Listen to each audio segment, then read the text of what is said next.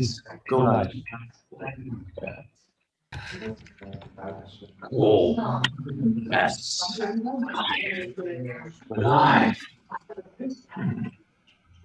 Okay, so I think it's showcasing. Is God. Is it showing yours? Oh, yes. Live. So can you think it's showcasing? Is God. Is it showing yours? Oh, yes.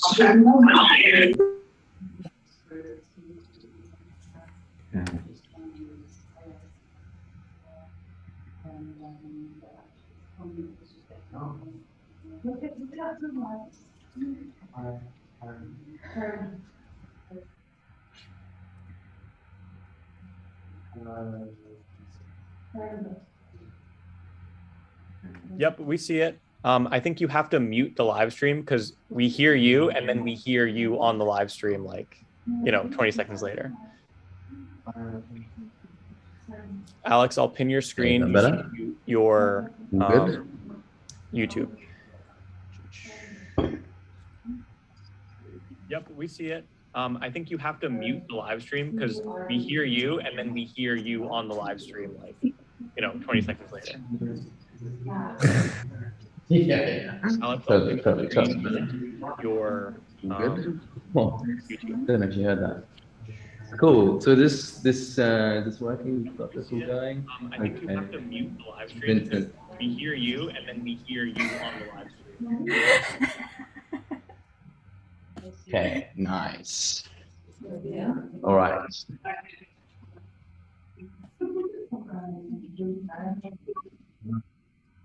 Okay. Can you hear me okay? It's all working. All right.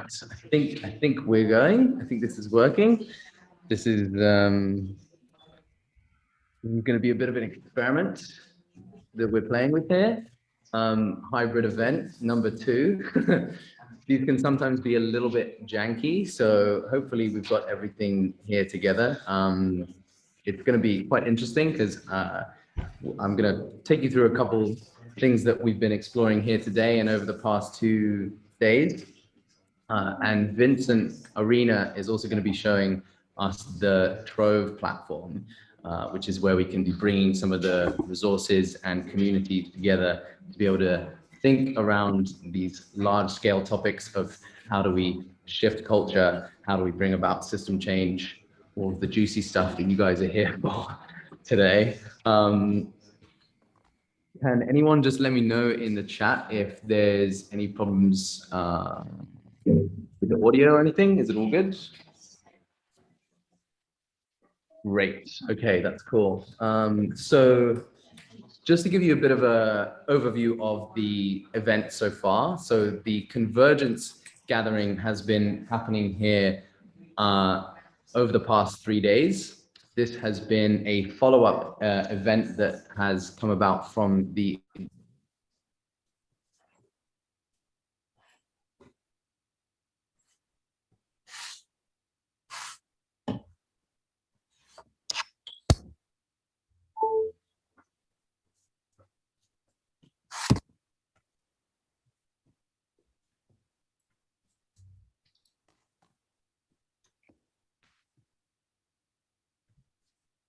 He has frozen for everybody else, right?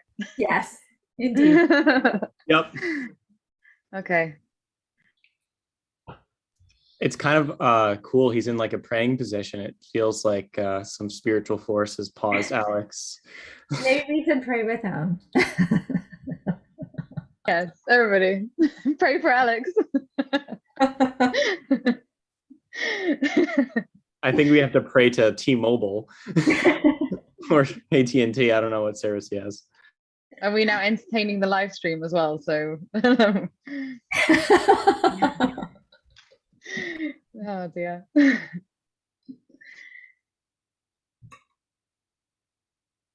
Holly, do you want to try to guess what Alex is trying to say? Yeah, no, oh God. Put me on the spot, Vincent. No, dear. What should we do? Like, what can we do from his side? Like, is there a way David can help him fix this or something? I have no idea.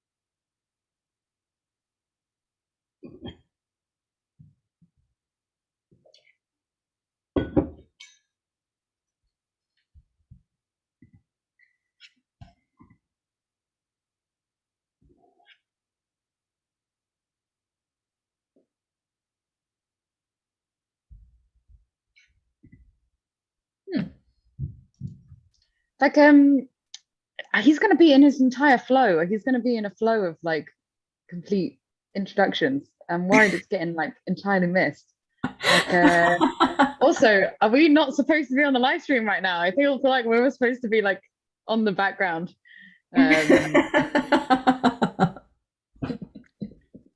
Oh, bless him.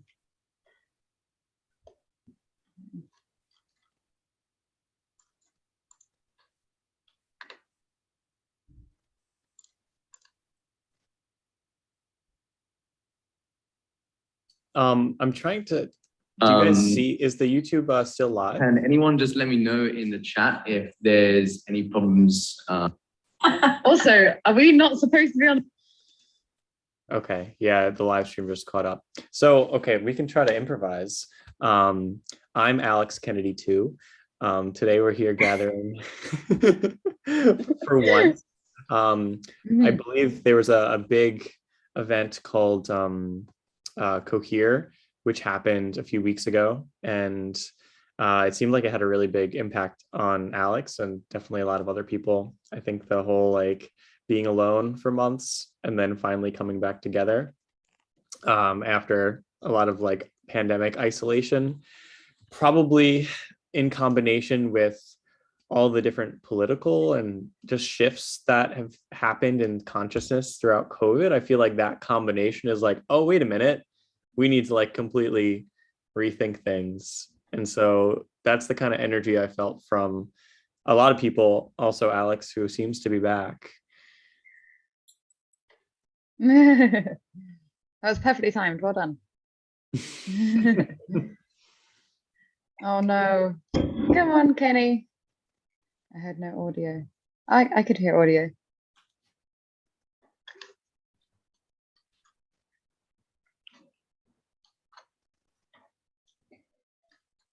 I mean, as long as he's stuck, I would love to have a conversation about these breakouts. I think it's fascinating. Should we while we're live? What? We're live, isn't it? Isn't it? Us, all of us are live right now. Like it's all of our faces on the live.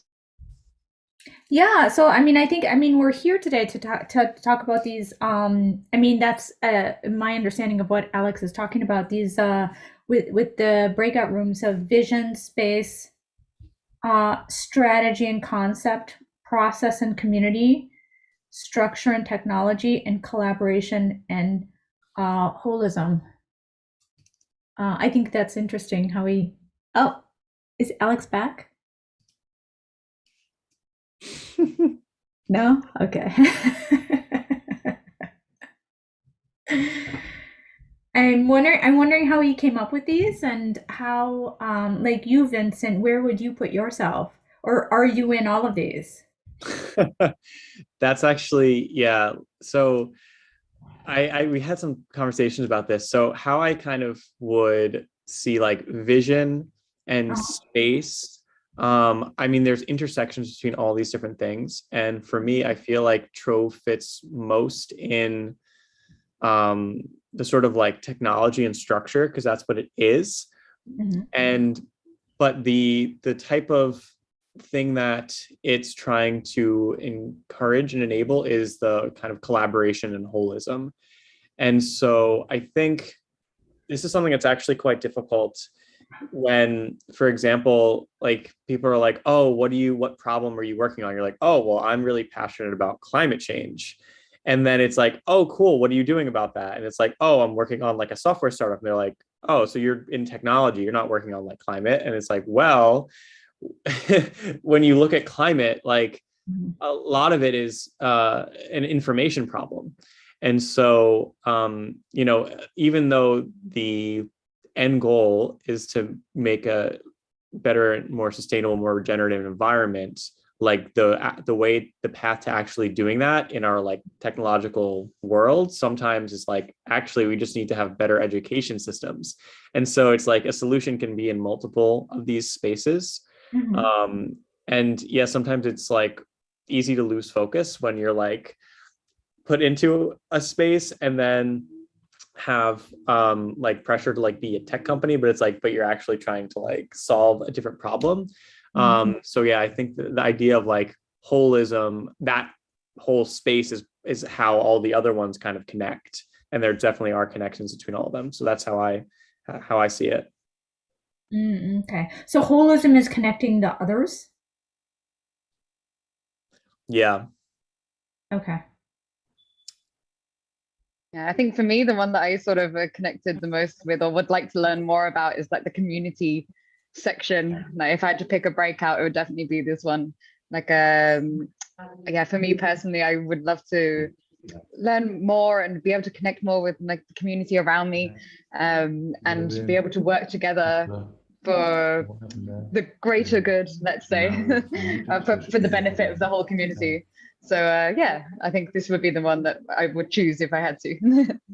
And what would be your question around community that interests you the most, Holly? Oh gosh, I have so many questions.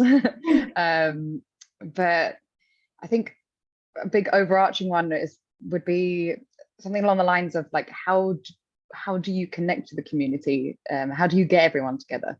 You know, I mean, there's church, there's religion and things like that, but not everybody's a part of that. So what is the best way to connect everybody together? Is it a community hall running events?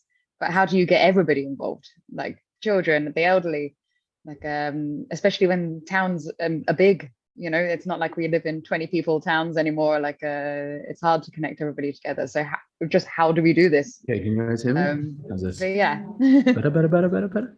Oh, he's back. I can hear you, Kenny. Yeah, you good? You do now.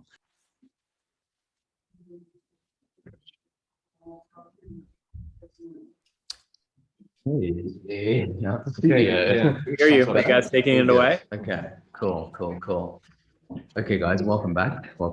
Sorry, technical difficulties, as always. No, this is the real universe. You guys are in the metaverse, so you welcome back to us. We got the online group going. Okay, so I think what we're going to be doing as well is going to have some breakout rooms as well that Lauren is going to be hosting. So any of the people that are coming into the Zoom call can have a conversation with each other. We've also got some conversations going on here just to make sure that everything is dynamic. But yeah, Vincent, if you want to tell everyone about the platform and give them a bit of a rundown of the next kind of steps. I wouldn't mind, but also we missed your entire introduction, or yeah, most of it. So I don't know if you wanted to talk about ONCE before that. Yeah, so I can give you a bit of a rundown of ONCE. So luckily we've still got some of the conversations are still going on around the technology space. But just to give you a bit of an understanding of what ONCE is about and what it represents. So ONCE is a collection of concepts that are based around this idea of the vehicle for system change. It's looking at telling the narrative of what's coming forward. What is the story what is the inspiring story that we have about ourselves as humanity, and where is it going? What is the next stage that we are hoping for? And it's essentially a collection of concepts based around this idea of the vehicle for system change. ONCE represents the singularity, the convergence, the coming together around the most important thing in our time. And one main object that I think is important to recognize is this concept that we were exploring earlier of the great filter. And this is something that ONCE is orientated towards, in the sense that we only have one shot. It's about doing something once and having it used by everyone, and having our capacities and abilities compounded through our collaboration and through working together. And so what ONCE hopes to do is to bring together and be the glue of a movement, be the container for us to bring our own vision and ideas into the space, so that we can be working towards a better future together, and have it as something that we are all co-creating as one. And so what I'm going to try and do while we're here is I'm going to be mapping out some of the parts of this, some of the components. We've been going over some of these over the past couple of days. Vision and space has been the one that we started off with. We went into concept and strategy. How do we talk about the vision, the end goal?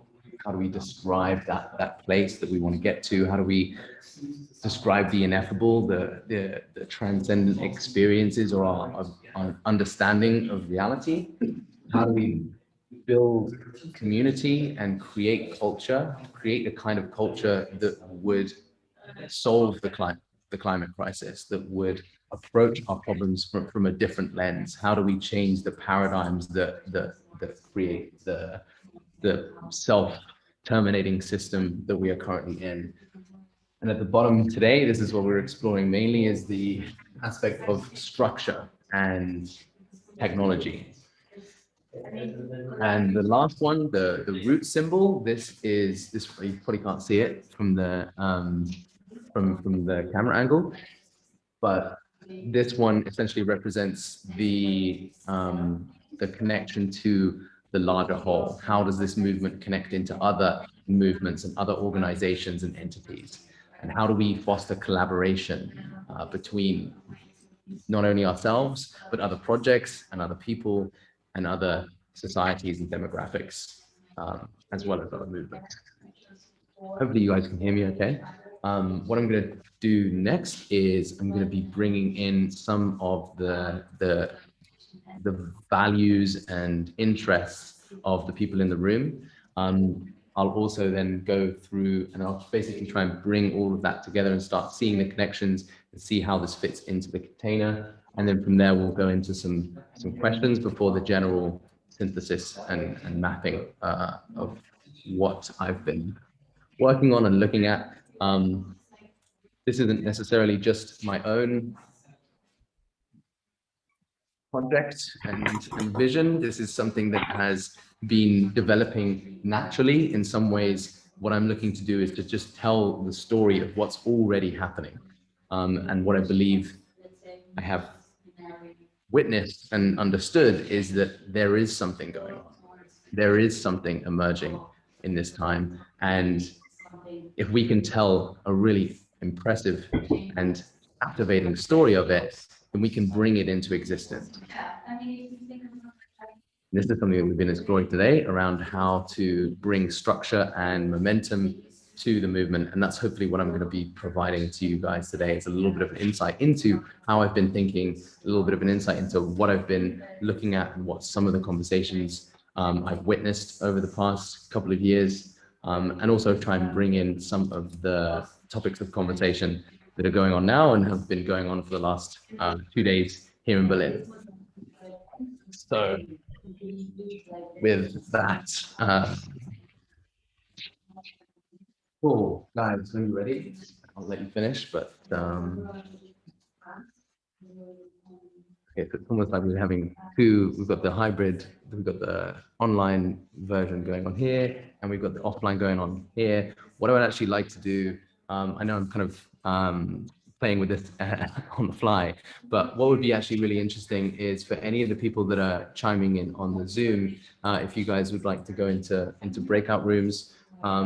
I do think Vincent would like to just give a bit of an overview of the platform that he's been developing over the past year or so, which is very much suited to events like this, and will hopefully be a way for you guys to stay connected to each other, but also be aware of some of the other projects within the ecosystem. So with that, I'll pass over to Vincent. Awesome. Vincent, can you, okay, good. So my name is Vincent Arena. I'm calling in from Long Island, and I've been working in and with different communities for the last, I mean, forever really, but in terms of social impact, climate, design communities for the last like 5 years. And I've seen the same patterns emerge over and over again at, you know, how do we know who's here? How do we support each other's work? How do we not duplicate efforts? How do we see the bigger picture? And I've been working on building and prototyping with those communities that I've been a part of, and have finally arrived on some solutions that have actually started working. And so the current version of the platform is called Trove. It's a combination between a social network and a knowledge repository for individuals and groups. And it's designed to allow networks and specifically social impact networks to be able to share their information inside their group, but also across groups. So there are different groups on the platform. ONCE has a group, so I will share the invite link in the chat. So you can explore the different groups that are involved here. Now, when it comes to, I think ONCE is private, so I'm going to go to the event page. So once you are on the platform, you can kind of see the calendar. And so this is a shared calendar where it's basically showing all the events in all the groups that I'm on. So it's a way to have this kind of coordination across groups. And when you create an event, you can share that event into multiple different communities. So there's a few different communities that this event is on their calendar. And basically each event serves also as a sort of repository of all the information that either happened at the event, gets stored on this page. And so just a few things about today. So if you want to see kind of like the projects that are attending, you can scroll down and see the Trove data linked to this event. So that will show all the different projects. Anyone who posts a link in the Zoom chat, after the call is over, those chat links will automatically be added to the event page. And so you can also manually add a link here. So if I wanted to add, let's see, does anyone have a link they want to add? We could try it right now. If not, I will put the live stream. So I can put the ONCE live stream link and submit that. And it'll add me as a curator. And so the idea behind having a knowledge repository that is collaborative is that it's not just on the organizers of the events to be able to pull the information together and create a sort of archive of what's happened, but that also can become a more collaborative process where everyone can participate in that. And in terms of the check-in activity, there's also a check-in map, which we'll get to in a second. And so this is also a cool way to kind of see where everyone is calling in from. And in terms of the Telegram group for anyone in person, we also have a chat bot. It's called Catabot, that is part of this whole kind of system of tools. And how that works is if you post a link into the Telegram, then it actually will be added to the ONCE community page. And so going over to the ONCE group and then going to links. So basically, if you go to events,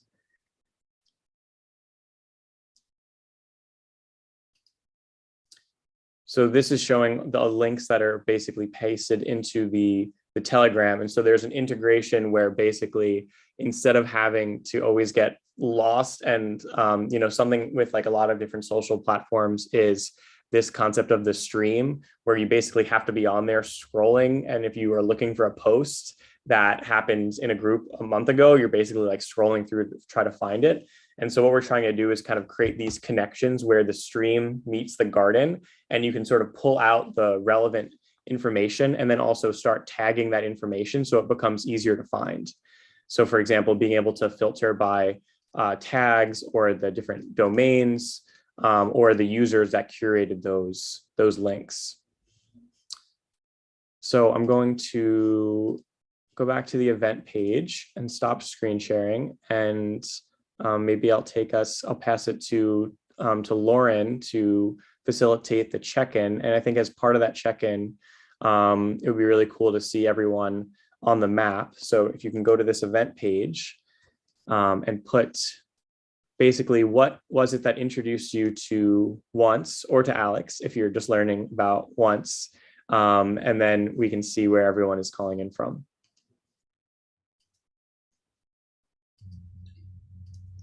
So what exactly do you want me to do, Vincent, to facilitate this?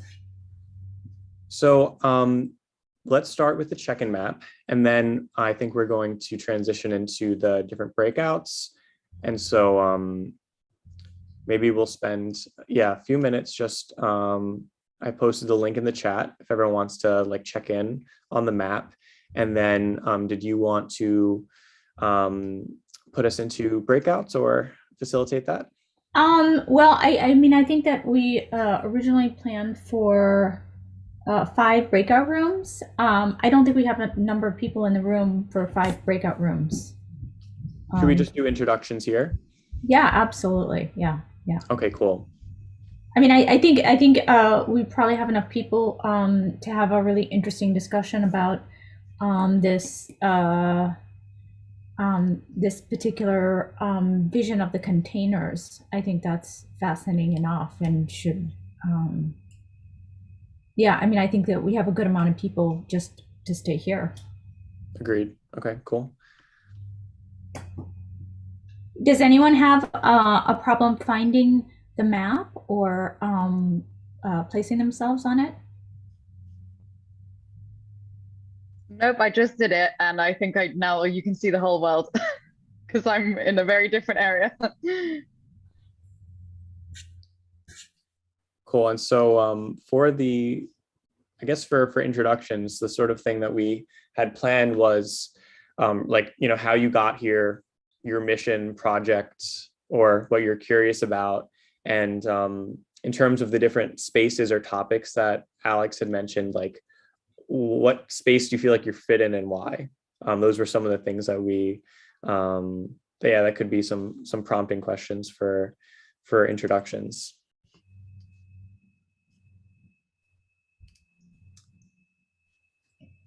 How long do you guys want to do introductions for? Should we do a few minutes each?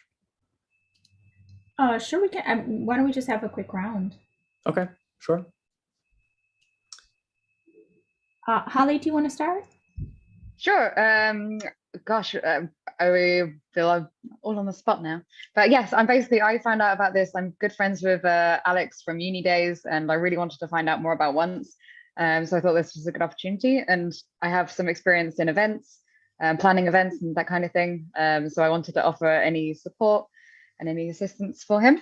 But yeah, I just wanted to learn more. I think if I had to pick a category, it would be community, yeah, which is something I would like to delve into more myself.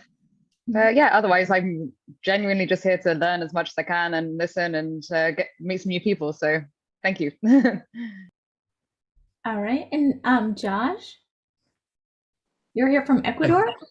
Yeah, we're down in Ecuador at the moment. Me and Dakotah are business partners. Okay. We down here in Ecuador working on a project called Cohere Network, technically, and basically focused on the cross section, like using these 5 phrases would be community, structure, and technology, and how we're integrating those 3 things together to create physical spaces that people can, just like all of us here, come together and actually collaborate and jive on like how you would actually develop what we're talking about, the game B. So we're really focused on not only building the physical spaces, but creating an economic model that makes everybody an owner and direct collaborator of the physical spaces. So it's kind of like you can think of it kind of like a co-op and a real estate trust fund kind of idea, using tokenomics effectively and compliant SEC securities. So they are legally binding ownership shares into the real estate using crypto, and it kind of bridges that gap between how do you mesh the new technologies like blockchain and directly integrate it with the physical assets and how you share that ownership together. So that's kind of where we're at.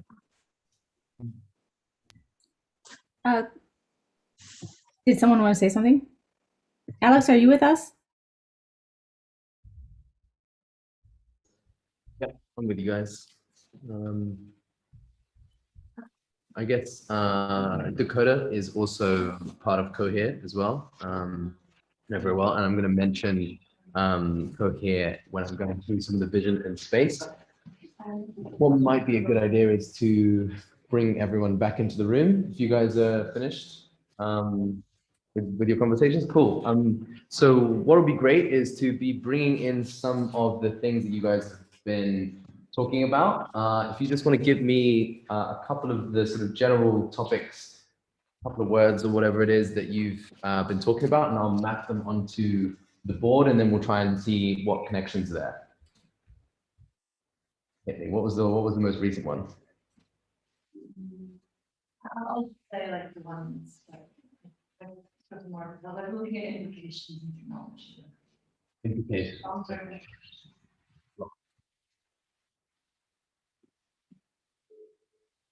Yeah, so in some ways, like that relates, I think, to the question of exponential tech and the difficulties that we're having in terms of things like, you know, how do you stop some country from developing AI that will be misused against populations, right? And it's like, there's a lot of multipolar traps in this, in the sense that if one country does it, but another one doesn't, then they're actually left behind. So it's, in some ways, it incentivizes everyone to go towards the thing that is most dangerous.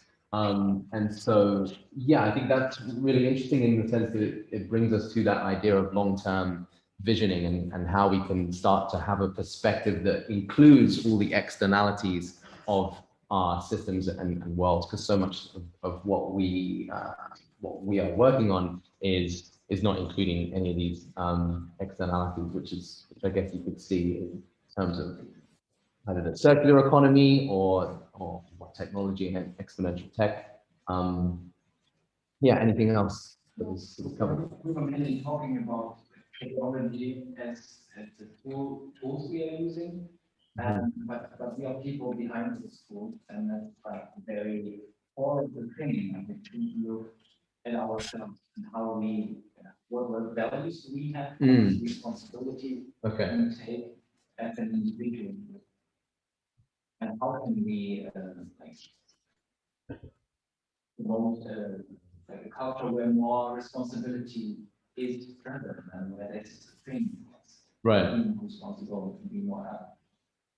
Cool. Yeah, no, that's good. That's good. I guess in some ways it's trying to understand where the where our technology is, like how we're actually designing the technology based on our needs and what's important to us, right? And I think what would be an interesting thing to cover here is the question of what it would be like if we were able to track the information that we're like the needs and desires that we have from our technology so that it can be better developed based on our interests. Like if you're a tech company, you want to be able to understand what are the needs of your customers, what are the people that you're wanting to serve. And so what I think is very powerful about the question around data ownership is that if people are able to capture the information around themselves and capture their observations, things like journaling, things like recording your own sort of ideas and needs and desires, then it saves all of this time in terms of customer research and figuring things out from sort of guesswork, essentially. So being able to have that data sovereignty on the individual level allows for a network of people that are all sharing it to be able to build insights and create tech that is actually aligned to our values. So yeah, that's a good one. By the way, if anyone has things that they want to add in on the chat, then please feel free. I'll keep an eye on it. Any things that you guys value or think is important to bring in? I want to add the which technologies could help us build the win-win company. Good. Yeah, no, that's cool. Yeah, sometimes this is referred to as omni-win as well, in the sense that if one of us, if we approach it from everyone looking for the best possible scenario out of every interaction, then it allows us to enter into a really generative game with each other. And so, yeah, thank you for some of these. I think what I'm going to try and do is then weave all of this together into something and bring this into a certain coherent direction, because I think we're sort of touching on some really interesting stuff here, especially around the omni-win behavior. That would be great.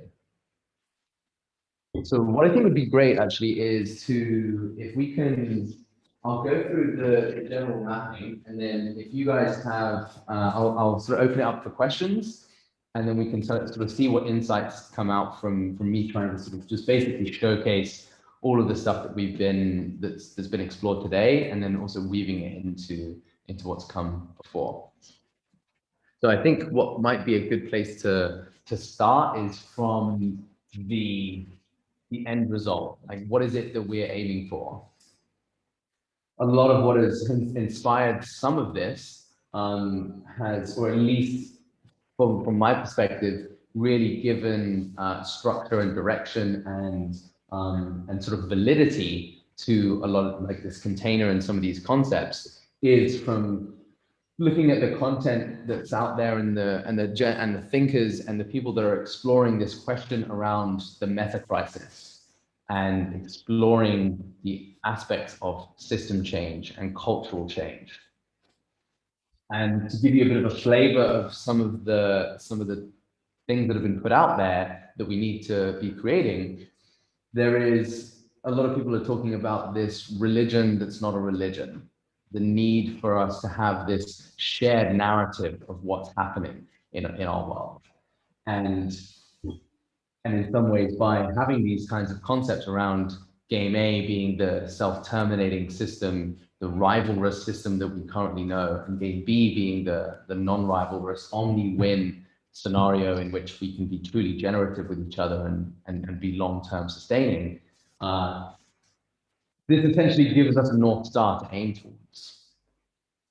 And so one of the things I think is really important is this aspect of connecting to that larger vision and connecting to that thing that is being called through us. One experience that I've had recently is this feeling of a connection to something larger than myself, some kind of source, some kind of thing that is sort of feeding me some of this stuff. It doesn't feel as though this is my own creation. It doesn't feel like these are my own concepts. This is something that has come through me. I'm not even sure where this comes from. And I think this happens with a lot of people. I think in each of us, there's this creative flow and this drive where we don't really know where our actions and our thoughts and our ideas are actually coming from.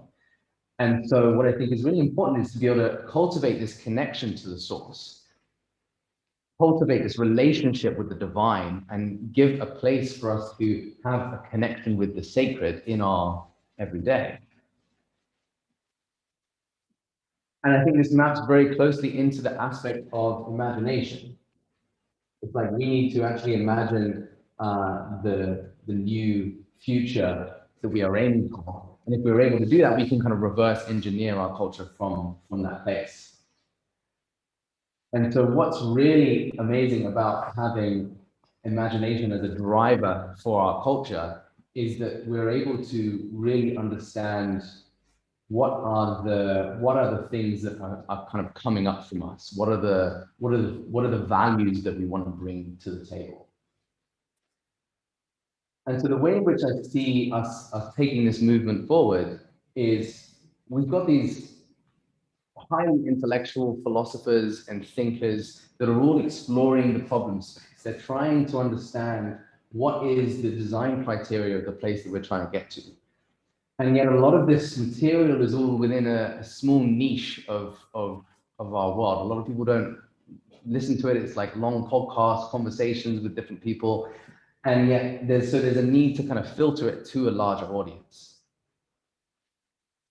And what I think is really powerful, we kind of lots of people in this space have been noticing the power of dialogue and generative dialogue. If you can get into conversations, some of the conversations that we've had here today might have even been tapping into that. Is that like third person in the room, or that something that's there, that thing that is kind of driving the conversation coming through?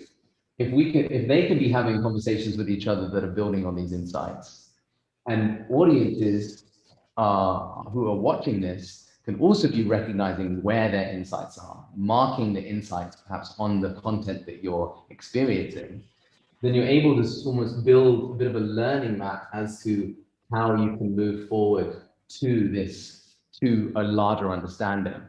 Because in some ways it creates a platform of understanding that we can all have conversations from. If we all understand what the problem space is, and we all understand what's most important, then we can be building upon that platform. Sometimes these platforms can be seen in culture as well. You can see things like The Matrix is a really good example of how that it almost gives us a frame to be able to see the world. And so in many ways, if we're able to build these kind of insights of okay, what is the part that's resonating with us, then we can start to understand, okay, how do we actually pull this together? How do we turn it into a story and a narrative of what's important and where we're going forward? Because so many people are working on solutions that are not orientated towards this, the larger goal that we need to be looking at. And so the solution that I'm essentially proposing is a network of creators that are essentially distilling this information and understanding, marking out their insights and using this to be able to bring together a certain degree of coherence around a shared understanding. So if you have conversations between the creators and between this network of people that are consuming this information, they're then repurposing it and repackaging it into their own words and their own explanations, and then transmitting it to their audiences. So they're then building different audiences for different demographics based on their own ways of communication, their own perspectives, filtering it through their own experiences in life. And then what's interesting is you're then able to build a network of interlocking communities, which can also be interoperable. So we'll go into that as well, and how that relates to the Trove platform as well that Vincent's been working on. But what I think is really important, just to sort of show the case of this idea of working from a perspective of creating fractal change from smaller scales. We essentially want to be redesigning the culture that we're in, redesigning the processes and the lifestyles that we're creating. So if we have a network of creators that are all exploring this problem space, all understanding where we're trying to get to and distilling some of this information from the thinkers within this movement, then these communities that are formed can be better understanding of the space, and essentially this network here can be experimenting with that in real time. So say, for instance, one of the things that's really powerful about using creators, and when I say creators, it's like anyone who's like a writer or somebody who's creating YouTube content or basically trying to transmit ideas, is that within the communication space and the media space, generative behavior has so much of an exponential impact. It's omni-win behavior is very suited to that space. And then the communities that form out from this can essentially be iterating on they can essentially be iterating on the culture and the processes that they're developing. You know, if somebody is doing a project that's within one field, they can essentially be capturing that information and sharing it with others in the ecosystem. So nothing needs to be redone. You can essentially do something once and then have all of that information being collected by everyone there. So what I see as being really useful is that you have this ability of everyone having their own sovereignty created through technology. You can all have these individual data pods that people are capturing information about themselves and using that to then build new projects. So I often describe ONCE as this media venture studio, in the sense that it's creating this media landscape and this media narrative of what is that transition? Where are we within it? If we're understanding ourselves within these communities, let me just go into some of the more sort of, let me go micro for a little bit. We have all of these different groups here, but there is something that is similar about all of us. There is something that if we go down into the small scale, we all have individual stories. We all have things that we all have these traumas or these experiences that we've had in life that we want to be able to understand and explore. And so if we understand our own stories and we're able to bring in the imagination of what the future is, then we can be developing this narrative together. So it's almost a way of creating this new governance system in some ways, because the creators are building trust with communities and then transmitting the values and the intentions and the needs of the network to these people that act as conduits for the larger narrative.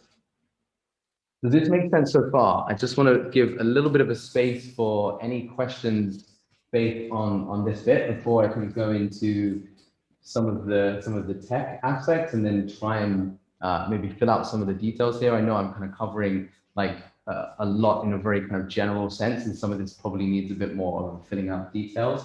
But if any of the people that are on the Zoom call have any questions, then please chuck them in the chat. I'll keep that going. But do you guys, is there anything that is a little sort of confusing here that you think I might need to go a bit further into?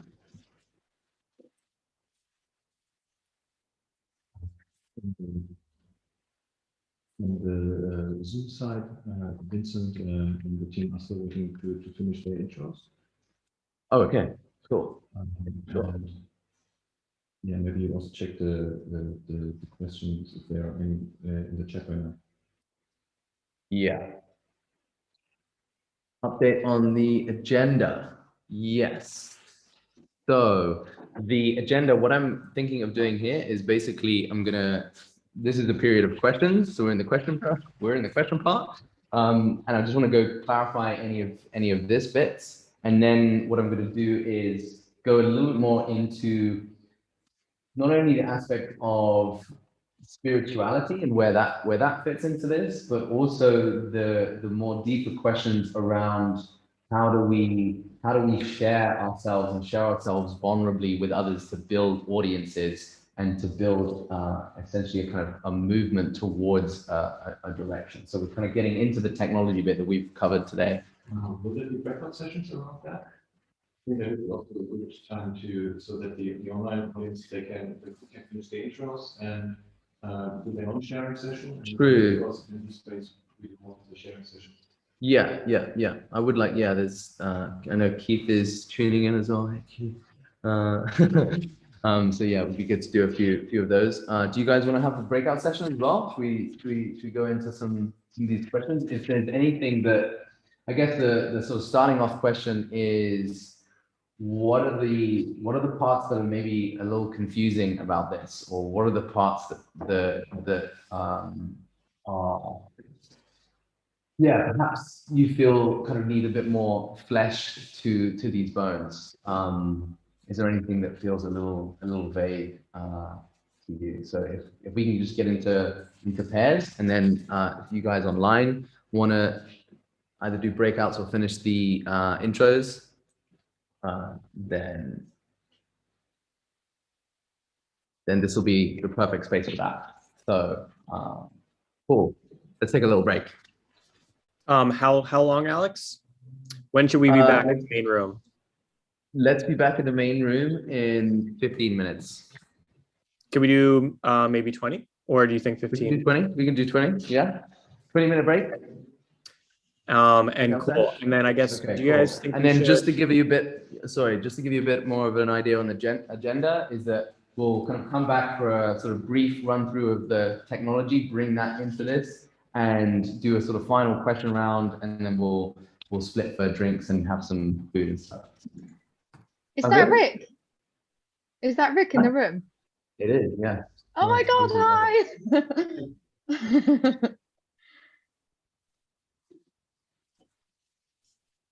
There's some connections going on here. Who's it? Oh, hey, hello.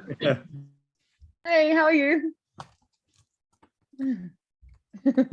Let's do this another time, guys.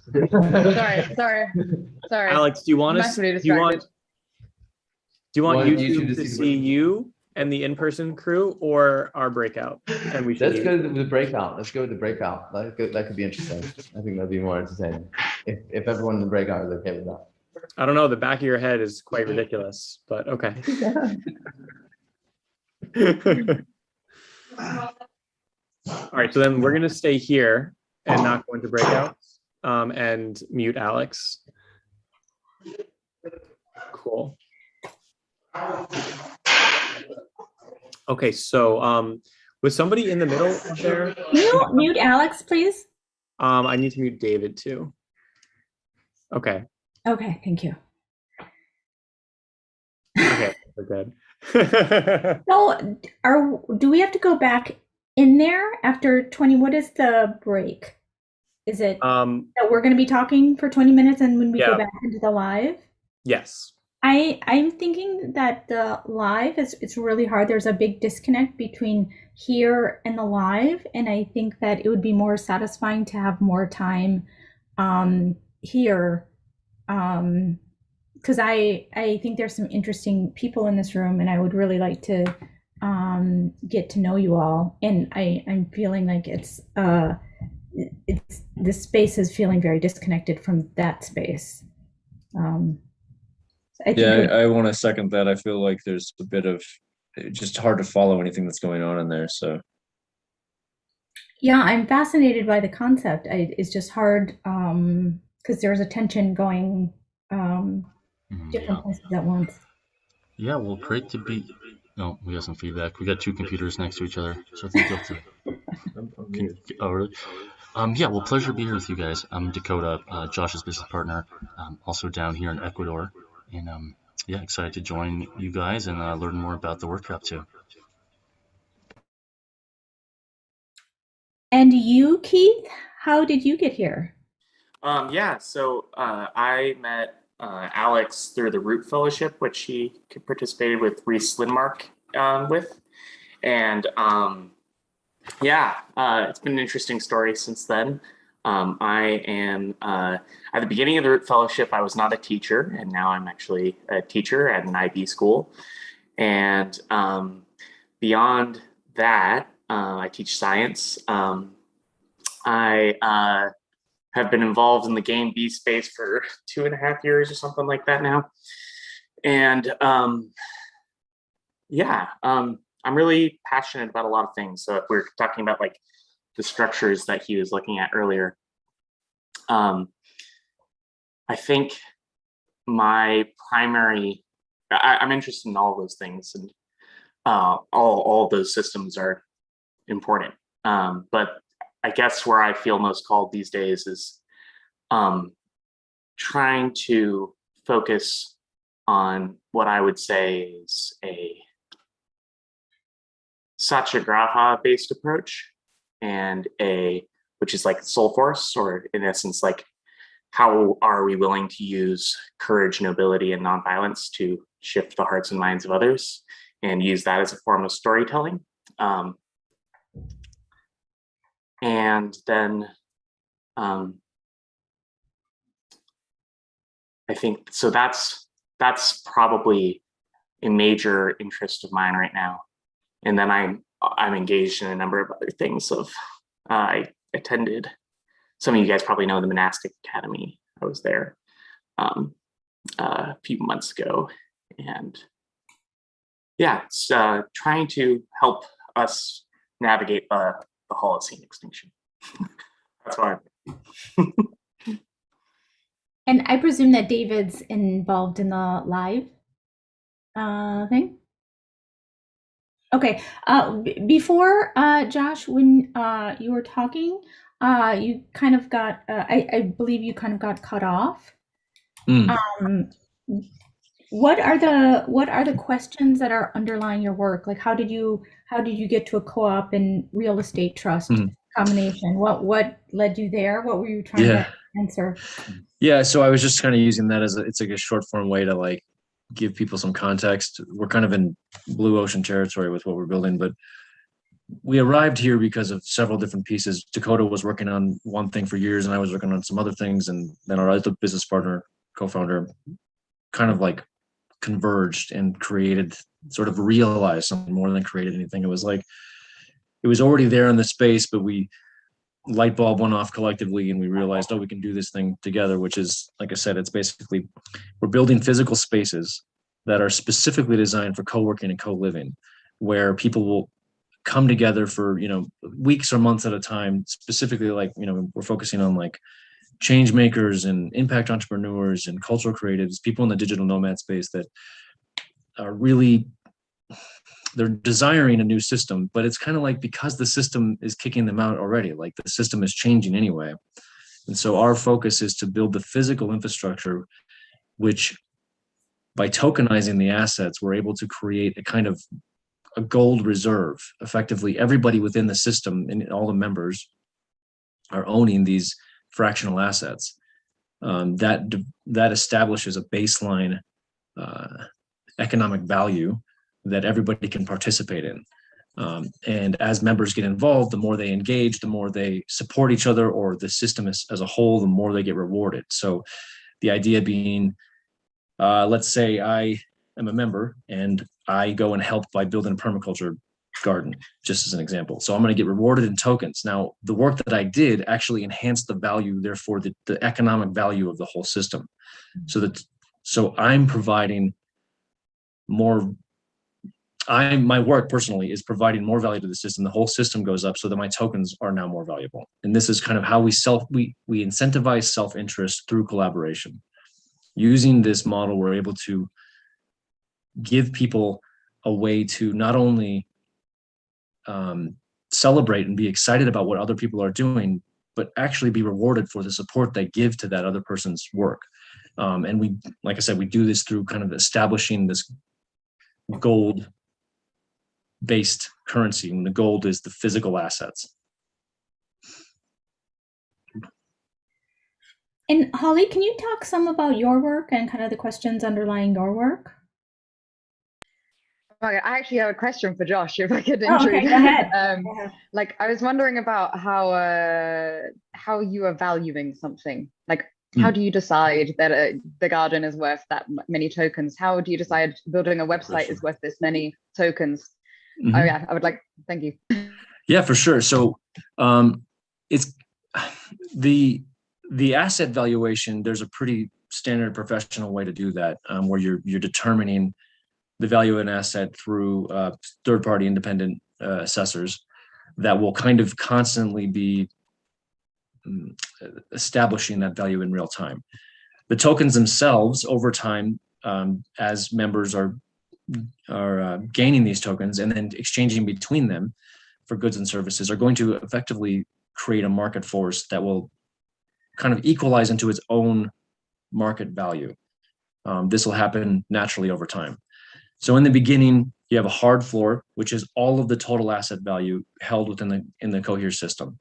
And then there'll be an appreciation that's occurring because of the use case of these tokens. So we're kind of approaching it from, instead of making a token and trying to get people to use it, we're building the assets and then giving people a way to engage with the value of those assets.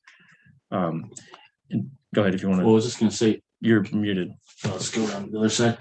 Like another piece of your question I hear is, like, for instance, let's say someone puts in 50 hours of gardening. Well, we give the hourly rate there, and then we also have the comp, the sale proceeds that we can easily track. You know, this much kimchi is actually worth this many dollars. And so we just, as we move forward in the system, we constantly can track these different revenue streams that are going into increasing the commons. And that's basically what Cohere does. It's moving from private ownership into this collectively held ownership. And it kind of jumps back to an earlier question I heard of, like, how do we knit different communities across the world? Well, it's through energy exchange or money. And if we have a money or a currency that's actually backed by regenerating the planet and is the thing linking us, then these different cities, these different communities, as they grow, now all have an incentive to help the other community. And so we kind of creating a very different paradigm in our use of money, albeit on a micro scale, but this is something that can scale. So I like the question, though. I appreciate it. Yeah, for sure. Thousands of ways to really speak to this, so thank you. Thank you too. That was great. Vincent? Super cool. Yeah, I have a question too. So with the tokens that you guys are using or thinking of using, would they be able to be exchanged for US dollars? I think it's like yes. So basically, the way that we're developing our company is that members who are gaining tokens and investors, depending on how you're engaging, we will actually take a portion of our profit once we're profitable and start to effectively buy back the tokens. Now, as the tokens are going up in value, it's going to be harder and harder for us to buy those back in large sums. So what ends up happening is the appreciating asset moves farther away than how much we can buy back. So you're kind of always getting like a passive income. So in effect, you're staking a token that is giving you USD. It's very different than other currencies because every other currency basically just gives you more of itself. We're taking the actual profit that Cohere is earning and letting our owners, our members, realize that actual gain. And then also access to Uniswap and like there's all the access for the securities markets as well as the crypto markets. So there's we're just kind of plugging into that ecosystem as well for greater ease of liquidity. cool. Thank you. I'm not sure if I completely understand the economics, but I won't hold that against you. We can dive in offline later if you're interested, for sure. Your platform looks great, man. I love what you're doing. I'd love to chat with you further about maybe the way Cohere Network members can plug in utilizing your software. It looks really cool. Thank you. Yeah, no, appreciate that. And the reason I ask about the economics piece is I participated in a week-long design sprint and we were designing a currency system for eco-villages. But one of the rules was that currency couldn't be swapped for fiat. And there's like a whole different set of, when you make that design decision, there's a whole different set of incentives, both good and bad, that happen, right? It's obviously the network effect when you basically can't exchange it for other things is limiting. And at the same time, I think it also has it could have some other potential impacts in terms of like,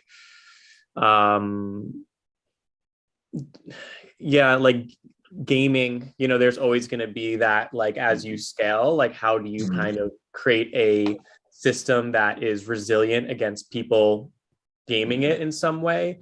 And when you could just cash out and there aren't any rules, that becomes a lot easier to exploit those sort of like bugs. And so, like the sort of like system design of these sort of currencies is really, really interesting to me. I'd love to, talk through and see how I could, share some of my ideas. Yeah, for real. I mean, to be honest, you're bringing up a lot of points that we've thought through for many, many, many months about how exactly you create this. Now, one of the things that we approach it, and we can stop for sure if we want to move on a different topic, but as an example, our belief is that the kind of, to use Keith's word, the Holocene extinction is going to mean that there's an extinction of the currency systems.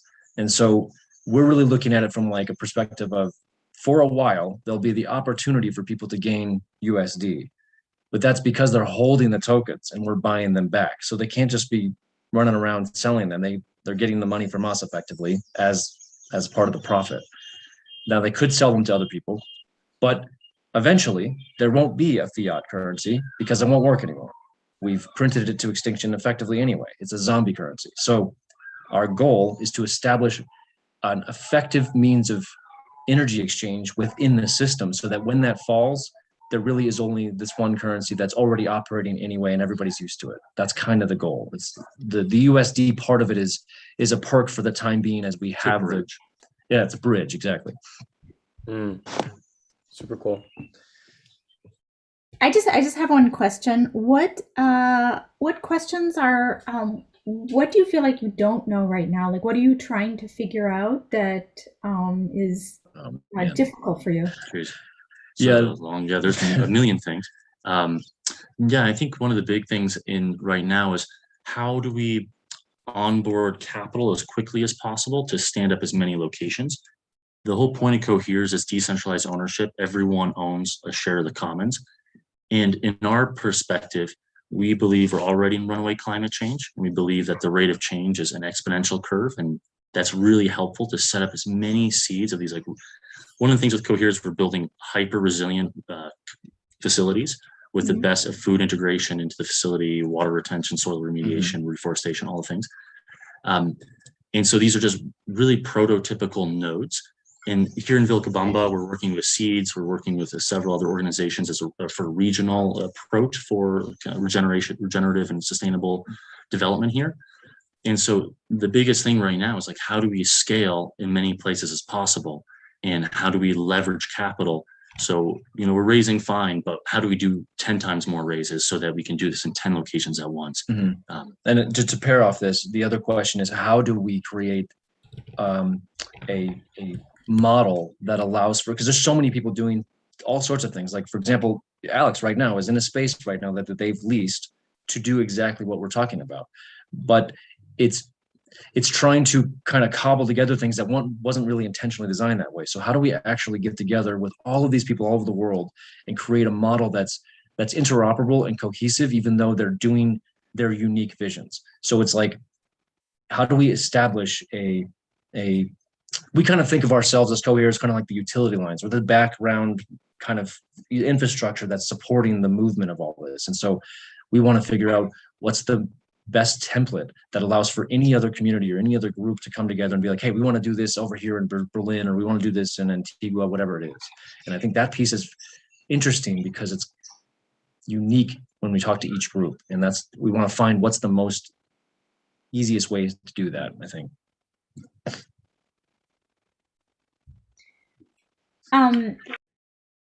I would like to know what people think of Alex's talk and what the concept of what he's presenting, and maybe we can talk about that and be able to give him some feedback on is this helping us get together? Where do we feel like we fit into this? And does anyone want to make a comment?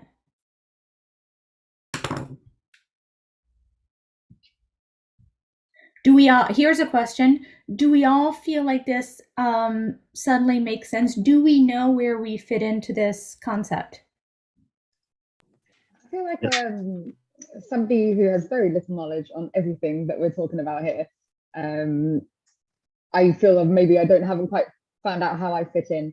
Like we talked a little bit before, like about I can relate to community more, but I think that's just because it's really personal to me, as being a people person and being around people that, you know, so I can kind of relate to a community topic. But like, I've had a million conversations with Alex with this idea, and he's so passionate and I'm so interested. But sometimes I find it hard to actually visualize and to pinpoint exactly what it is he's like aiming for. Like, what is the end picture? Like, what is that? Because sometimes we can get really carried away and really complex, like a conversation and language. And I'm like, if Kenny like wanted me to tell my people, my friends, my family about his idea, it needs to be in a way that is like easy to comprehend. So yeah, that would be something like how, okay, so summarize it for me in 5 words, like that I could hopefully explain to somebody else, that kind of thing. Yeah, and like I think in my read, I think one of the things that Alex is really brilliant at and kind of really leading is, in my perception, it's like he's giving intellectual rationalization for this new paradigm, and he's finding intellectual ways to actually articulate components of what we're all experiencing. And I think as he's going, he's uncovering these systems of communication, therefore, and it's a super complex thing. And so I can see the difficulty in like narrowing it down to what exactly is the essence of his work in storytelling.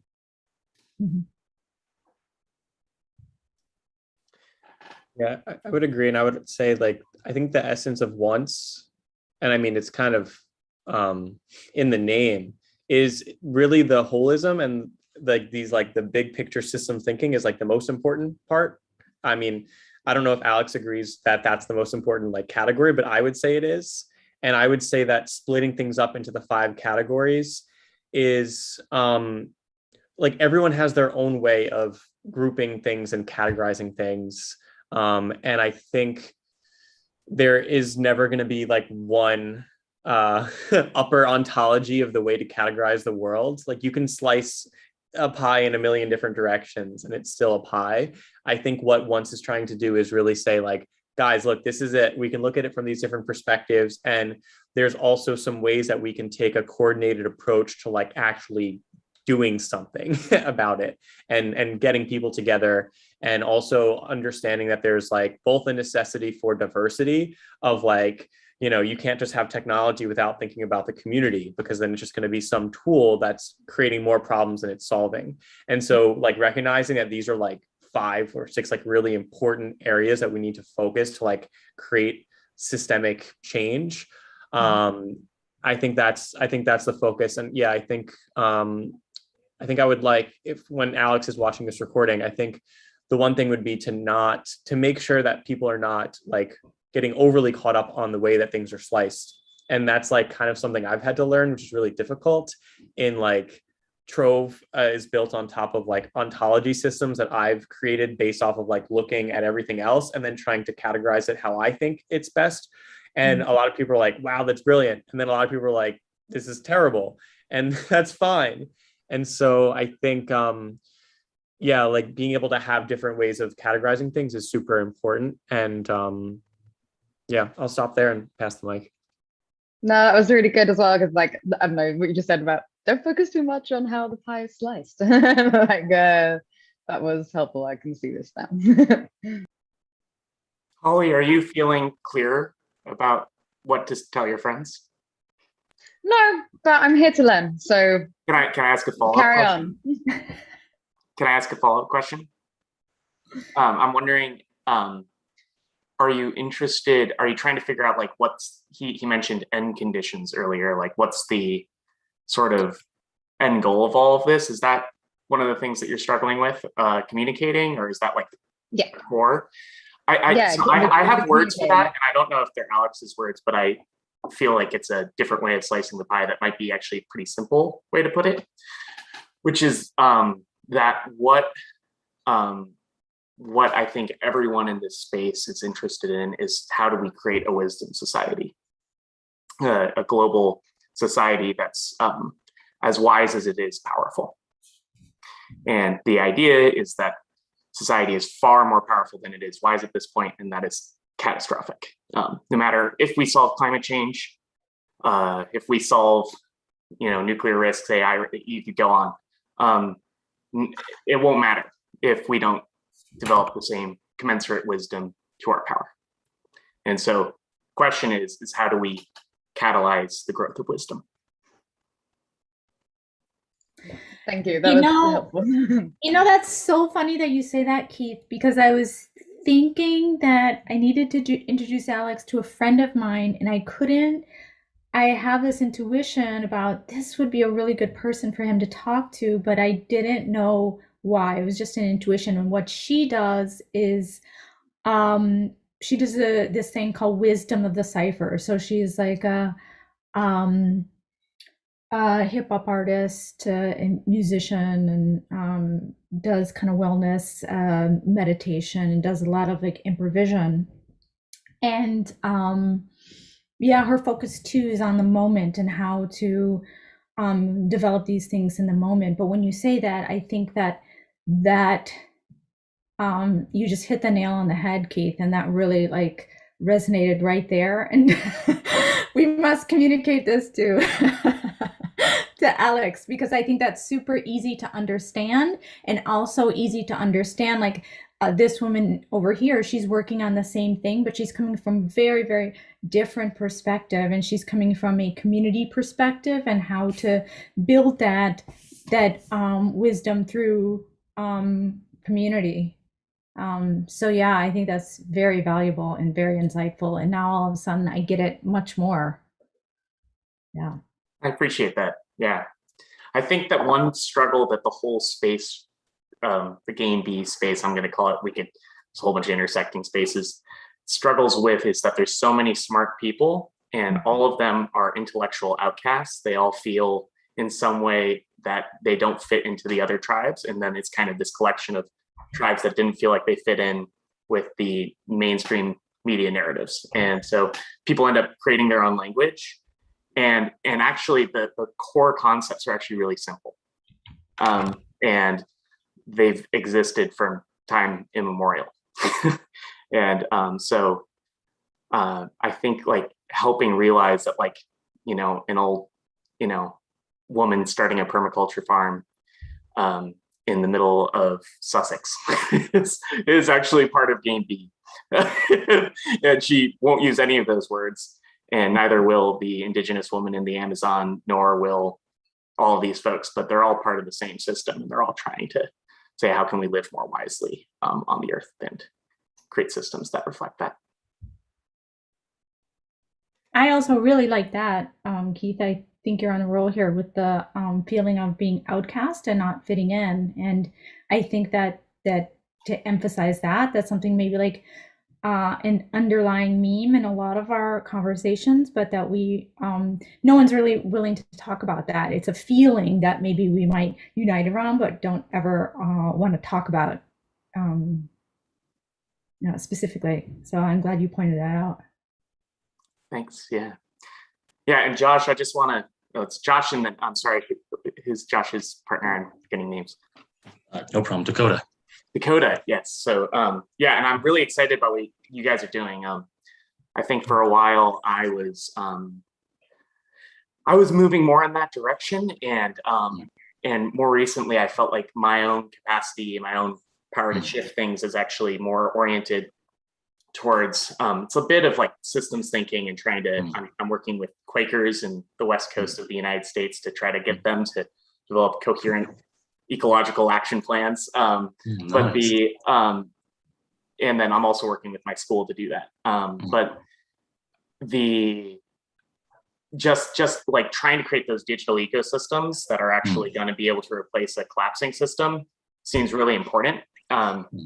And I think, yeah, I'm just really interested in like keying in on that and seeing how I can help out throughout. And yeah, I've got some questions too, but I want to make sure. Oh, that'd be great, man. Yeah, let's exchange emails. Yeah, I'd love to chat more. And I think this, I love how you're articulating this. The words I tend to use is like this new paradigm.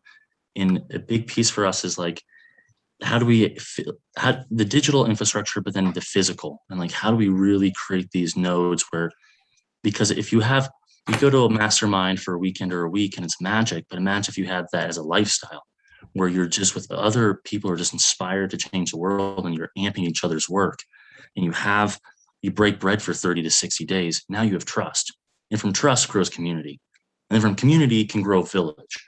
But a lot of the projects I feel right now are a little bit cart before the horse of like, let's just start a village or intentional community. Well, it's like, well, hell, you don't really have the trust. And so we see Cohere as like seeds to onboard into a decentralized network of villages. But on our website, we're not talking about the village because that's a little bit too far. But yeah, anyway, I'd love to chat more on the systems design because that's our jam. We love that space. Yeah, that sounds great. And I'm curious if you guys, it's also sort of, I think it doesn't end up fitting into Game B space because it's kind of an older space and it fits into certain narratives that some folks definitely struggle with. But there's like transition networks and eco villages and stuff like that. And I'm wondering if you guys already try to collaborate with those folks. Yes. And our experience has been thus far, it's like, it's just a little bit we're too early. Like we're talking with different communities about building Cohere centers to help build an economic engine. But in our experience, the problems with eco villages is that they largely lack economy and they're isolated and siloed. And so people come and they put all this work into an eco village and then they want to leave. Like the energy gets stagnant. But they don't want to change the lifestyle. But now they put all this energy or fiat capital and they can't get it out. And so it just causes all this, and then there's the human trauma and drama cycles and all these things. And in our opinion, it's just like you're jumping too far ahead. Break bread. Really see if you want to live with someone. Fuck it. Give it 3 months. Really test it out. And so that's kind of what we're seeing often in the eco village space. And I think we're going to have much more integration, but we're really like our experience thus far is like, no, let's stay really narrow and build this model from scratch and then integrate more. Yeah, well, I'm really inspired, particularly, when you talked about creating the resiliency of the networks, the sort of work that you're trying to support. Once again, I don't know if I understood all of the economics. I was following the terms, but linking them all together was more difficult for me. But I'm wondering. Yeah, I guess I have a few questions, and I don't know if they're the questions I should ask now. But it seems like you guys are really oriented towards this more really linking up, like I'd say, a wisdom-based perspective that's not trying to put the cart before the horse, and then an ecological perspective that understands what we're up against there and understands. The way I would put it is you have a valuation of living systems that's not based on entirely focused on humanity as the only thing that matters. At least that's my intuition. Yeah, absolutely. I mean, I kind of tend to describe it as we're earthlings. And so we're actually part of Mother Earth. I think that's a very accurate way to describe it. And yeah, I mean, like the economic model is just by tokenizing our securities or the shares in the company and then distributing ownership of those shares, the more we grow the value of the collective holding, the more the securities or the shares go up in value. But normally when you invest in a company, your shares in that company are illiquid. You only get your money out when the company is sold or IPO'd.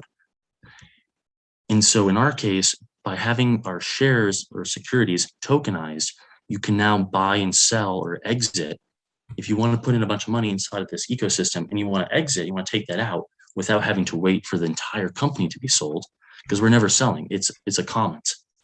So we need a liquidity, and then over time that builds even more and more and more value, and everyone is a participant in the upside. Does that make sense? Well, it sounds a little bit, and I'm not familiar enough with this kind of stuff, but it's like kind of like a stock market, isn't it? Like a public where you can trade in and out of the company. Yeah. I mean, basically, we're leveraging what we can do with blockchain with the secondary markets to provide basically what you would have on like any of the regulated markets, like NASDAQ or something, but internal and not going public. So it's like we have the ability, we have the value, the flexibility of being public, while keeping it privately held amongst a member network. And that does worlds in the business space. I mean, like getting beyond rounds into continuous rounds, and it really has huge impacts in just how we do business and moving from this greed-based way of business of like, I'm trying to hoard as many shares because it gives me more voting rights. In our case, not at all. But everyone's incentivized because everyone gains if we take care of, like, if we reforest. Right. So I'm wondering a little bit, like, so I'm imagining that you have some either governance mechanisms or smart contracts, something like that, in order to incentivize certain behavior with the currency. And then, go ahead and riff on that. One of the things that we're really working at is how do we create culture versus governance? How do we create? I love it. And like a big piece of that is in the baseline energy exchange. If in my baseline energy exchange, if I actually have a financial incentive to steward the land or care for make sure my neighbor's house is okay, then I'm going to do that more often because I'm incentivized. And that fundamentally creates a different culture. When you have a member-owned network of assets where everyone's going to benefit, the more I help my mate, the more I help the land, the more money I make. Now we're in a whole different world. We're in a whole different culture. And a lot of the old governance models that are trying to counterbalance a greed-based economic model are now not as relevant.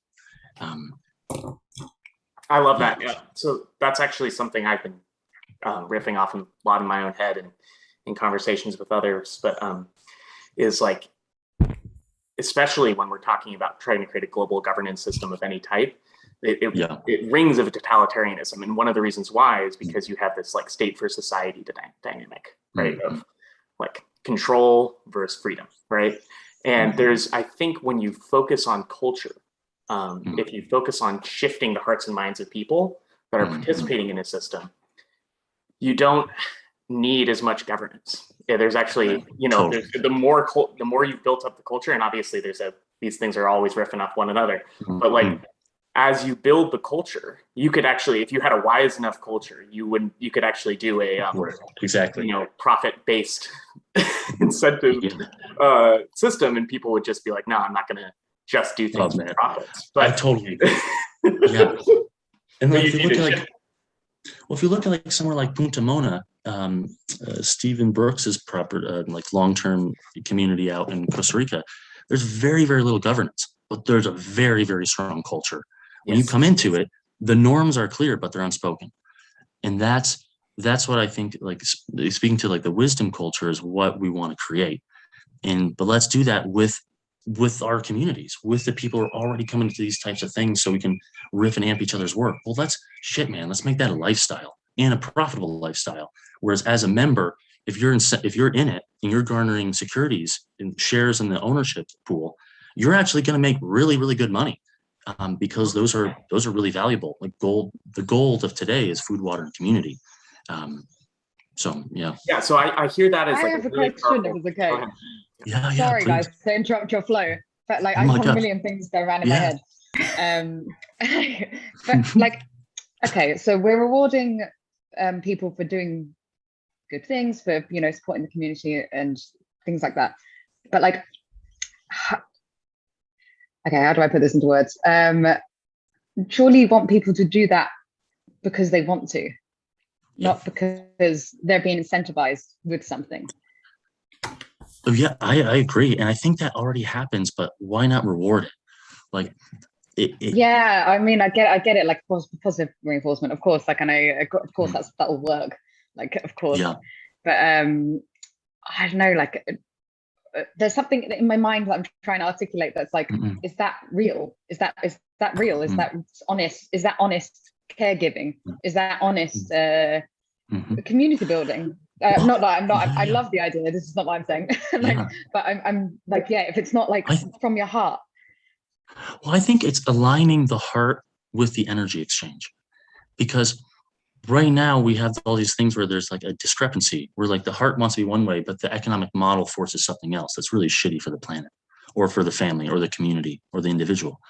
And so we're creating an infrastructure and a system that rewards people for doing the right thing.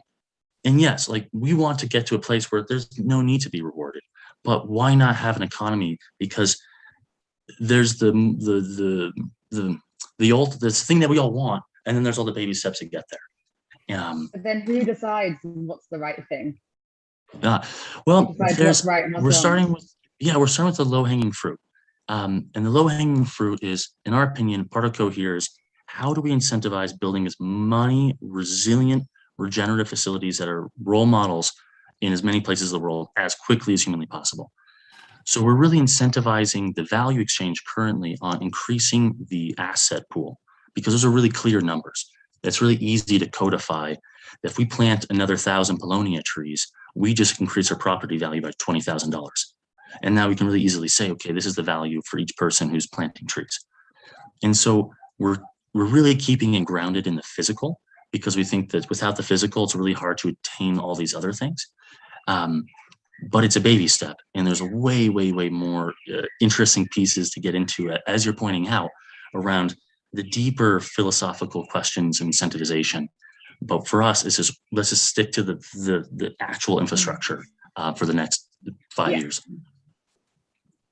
You just said Thank something. you, It struck me. We all kind of want the same thing. Is that true? Well, I guess it's depending on what we're referring to.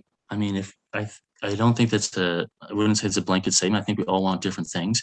But in my personal view, I feel I have friends of all different life walks, from, let's say, in the United States, hardcore Republicans to hardcore liberals. And my experience so far in my life has been everybody wants like really the same thing at the end of the day. But of course that's infinitely different. So yeah. It just strikes me is that are we making an assumption there, or are we because it seems on the surface like people want completely different things. So is that what we're not seeing, that people do want the same thing, or is that an assumption that we're making that people actually have hugely different visions of what they want? Well, that's a good point. For us, we're being very narrow with our market demographic. We're being very particular with who are our membership pool. Okay. I think there's just an infinite variety of what people are looking to create on this world, for better or worse. And that's, I think, part of the beauty of it all. Yeah, I would add that I think you're totally right. And one of the things that I think about, I wouldn't say it's the core of what my work is, but I end up nerding out about it probably actually more than I should, because it's not the core of my work. But it's I think that trying to create, as we're like nucleating different communities across the world and trying to network those, I think there's a really important side of trying to do cross-cultural conversations and trying to find the leaders in every single cultural hub, everything from like Dravidian cultures in southern India to like things that we wouldn't really even think of from a Western perspective. Every single culture, I don't think there's a way we really survive the Anthropocene or survive it without massive catastrophe that doesn't involve kind of a global rite of passage. And that means, and it's not going to happen just through one centralized node and everything's it's got to be dispersed and diffuse. And so there's a lot of different people that have completely different narratives than we do. There's evangelicals in the United States. There's Uyghurs in northern China, and they all have a different story. But I think most all of them, not all of them, but most all of them recognize that we're at some deeper level that we're facing an unprecedented crisis, and some of them have that more repressed, some of them don't. But when I talk to my conservative uncle, he's also profoundly concerned about the future of the United States as well as the world, and so I think that there's something there that we can unite around. There's, as I see it, and especially if we can go back to kind of deeper notions that are more are less specific but more fundamental, like wisdom. I think there's something there that that people can say, hey, we all understand that we have to work together, and we have to work together wisely. And I think most people get that at least a pretty deep subconscious level.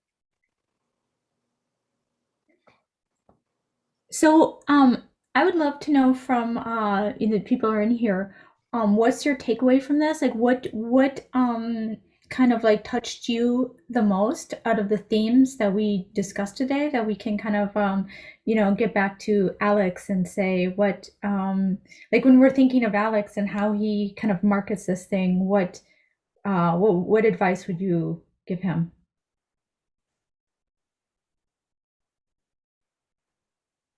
Don't all speak at once now. Gosh, I almost feel like I'm not qualified. I have to give him advice, but like, I'm really struggling. Let me think.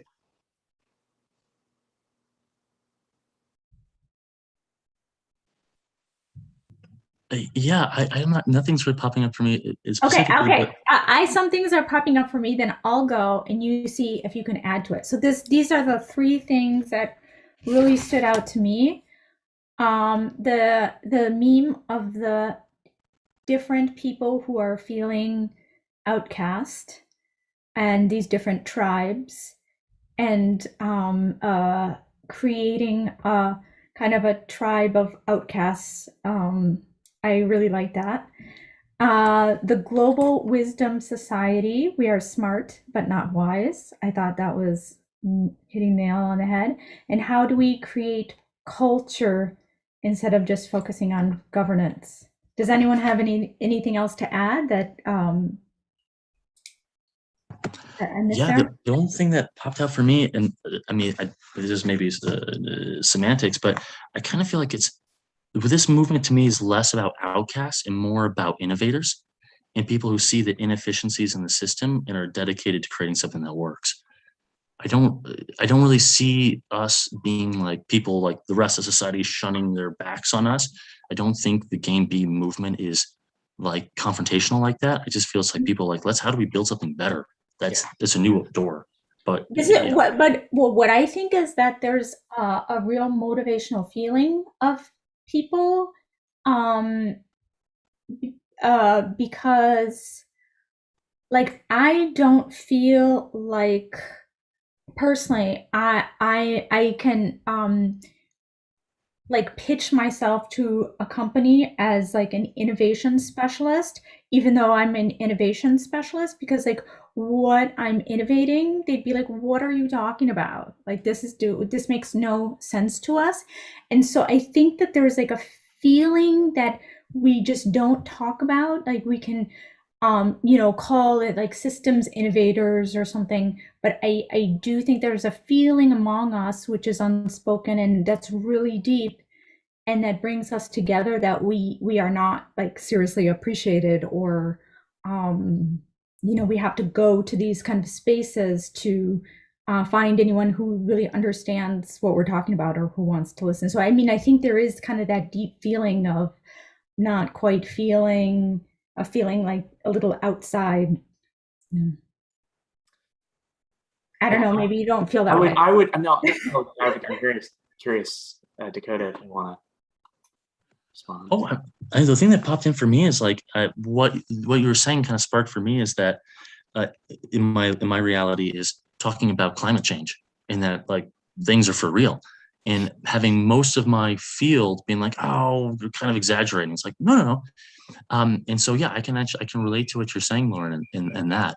And then the other thing that pops in is I think if innovators are always kind of rubbing some friction. So I see what you're saying for sure. I want to just throw in as an additional point that one of the things that's got me reflecting on that outcast notion was that I think I see kind of a light and like a Jungian shadow of that, where there's actually a lot of reactionary impulses that come from people's feeling of being outcast that actually enter the game B space that I notice are less like creative, collaborative, holistic, amazing, and are more like, I really hate woke culture. I just hate it. I hate it. I hate it. I hate it. Interesting. Okay. And there's so many people that come into that. And I think that most, for me, there was a little bit of that in 2017, 2018. Now it's been really coming down, and I'm having great conversations with people from the woke side of things where I actually found a way to have those conversations. So I think there is a lot of people who, have spiritual experiences that end up in game B because they don't feel accepted for their spiritual experiences in a traditional academic setting. There's people who go against the woke culture. There's a contingent that I don't connect as well with, but I think I understand, which is there's a few different game B platforms that have had kind of more on the conspiracy end of things, where they're like, hey, maybe, Daniel Schmachtenberger, who I'm guessing is a relatively familiar force in this group, he talks about that. And so anyways, there's both a really powerful benefit of being an innovator and being on this like forefront, but I think there's something to be really aware of the trauma that comes from being an outcast and how we're working through that trauma. Oh, wow. That was hitting the nail on the head again. Keith, I think you're on a roll today. I think Alex was talking about that, but I'm not. The way you phrased it was definitely I understood it. How do we think these hybrid events could work better? Yeah, I think one thing is having a mic directed at the audience, and then a camera as well would be really helpful. So then we can really kind of connect with the other participants in the space. Like I would maybe you could do 3 other names from the Zoom from different angles of the audience. So really kind of getting the vibe of the room would be really cool. Mm-hmm. And of course, ideally, we just build these things from scratch exactly for this. That'd be my preference. That echoes everything I would say. Yeah. Holly, do you have any perspectives? I have the sense that you might be newest to this space in a sense, and I want to say that that's actually a really valuable perspective because it involves us. And so if you want to articulate vulnerably just what your thoughts are coming out of this conversation, like what you would say to a friend who asked you, like, how was the ONCE event? I would actually be really curious what you would say. That's and we'll try to be really humble and hear you, even if it's scathing. I really appreciate that. Thank you. But yeah, I think I honestly have a million thoughts running around in my head, which is great because it's a lot for me to go away and think about. I think personally as well, a bit vulnerability. Like, I feel like I've been asking a lot of, these big life questions to myself, and yeah, the work life, the 9 to 5. Oh, it's freaking awful. This is why on earth has the world done this to us? Why is this the norm? And I think for the first time in my life as well, I finally sort of started to learn about philosophy and human beings and the way that we are with each other. So yeah, I think I have a million things to go away with right now.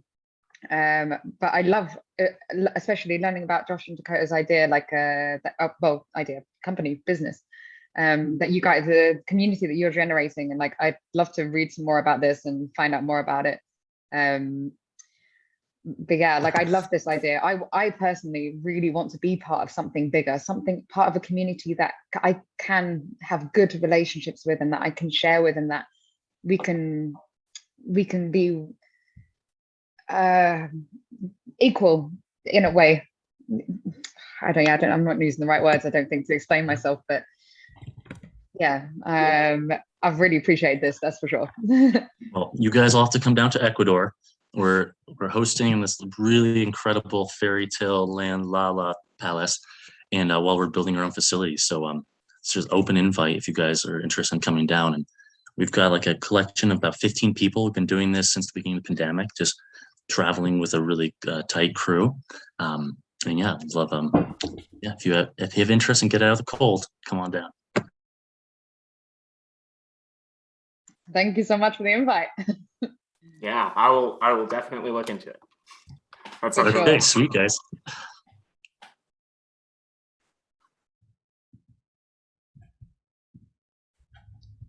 All right. I think they are, we can integrate with a live event. I think, Alex, can you hear us? Yeah, I can hear you guys. It's all Okay, good. great. Cool. So yeah, hope you, sounds like you're having a good conversation. I don't want to interrupt. But yeah, I was wondering if you guys wanted to bring in, I'm going to try and link it up with the space here, the speakers, so that everyone can basically hear and chime in. Yeah, if you guys want to bring in, if you have any of the kind of insights that you want to bring in, what I'll try and do is map them onto the board, and then I will essentially try to see what are the connections and then bring it all together into this kind of final synthesis, and we can bring it in and make it into a coherent strategy, and then you guys can go back into your breakout rooms and we can basically give a bit of a pitch of some of the people's projects. How does that sound? Just test out the sound if you guys speak. Do you all want me to present our insights, or does someone else want to? That's okay. Okay. Yeah. Okay. So first of all, we couldn't hear you for like 10 or 15 minutes at all, and then it was we can't see your board, and so it was a little hard to follow for the second parts, but we did come up with some insights, and I hope they integrate into what you're doing there on the board, but we can't see that. Okay. So some of the themes that came up is one that we need a global wisdom society. So there's like a lot of emphasis on smart technology and being smart, but not enough on being wise. Mm-hmm. People keep talking about governance, but we think there needs to be a greater emphasis on creating culture. Okay, nice. That's cool. And then kind of a new meme was emerging from, there are a lot of people gathering around here that have these kind of deep feelings of being outcast and not appreciated, and being maybe overly innovative. And that can bring with it some trauma that we don't talk about, but are creating some deep problems in our community of us talking about how we want collaboration, but maybe there are some other forces going on there. So there's kind of a disconnect of what we talk about and sometimes our deep feelings of what we're going through. So I think we feel like maybe there's some trauma that needs to be healed there. Nice. Yeah, that's cool. That's cool. There was actually something that was brought in from the in real life event, which someone was talking about the space for healing, not necessarily just an online space, but also physical spaces. But I think that's a really good point, because it's being able to understand what are the traumas and the things that are holding us back from collaboration. A lot of our society and our economic system is predicated on the idea that everybody's out for themselves and that they are all going to be looking out for their own needs. And there's this expectation of selfishness in some ways.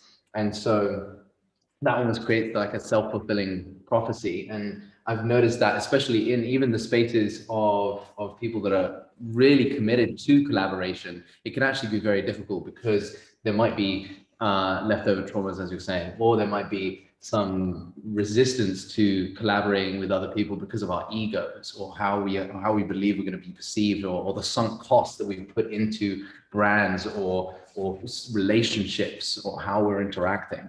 And so I think that's a really good, that's a good topic, and I will bring that into some of this theory about how we can actually create these smaller pods of people. I mean, it's not my own. This is also based off of Richard Bartlett's work. I also found another project recently called Hologram, which looks at how people can be creating these very tight, small, resilient networks where they can be offering different areas of support for somebody's life.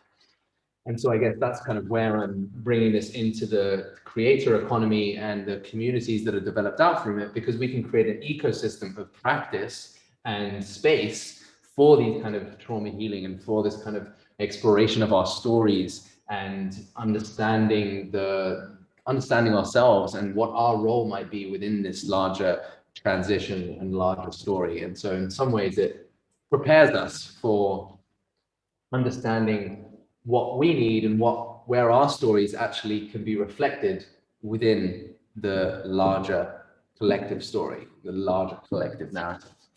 But yeah, Lauren, did you have some more ones that you want to throw in there as well? Anyone else in the group have anything? For me, one of the major points as well was going back to what Keith said, like about being a wise society instead of a powerful society. And yeah, I would love to talk even more about this and having that as an idea just to roll with, for sure. Cool. All right, sweet. Is there anything else just before, because I'm going to try and pull this together and bring in the Cohere network as well as some of these other aspects, and also talk about creating content and creating audiences, which I know that Keith, you've been involved in and exploring with your podcast. But yeah, is there any other topics that you think we can weave in here before I jump into it?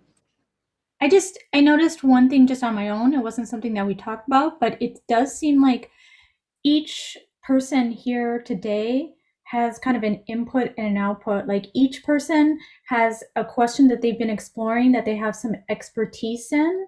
And then there are questions that people are exploring that they don't have the answer to. And it would be really nice to be able to match where you're able to help people with something that they need, that you've been working on already for 10 years, but you need some help with something that someone else has expertise in. So.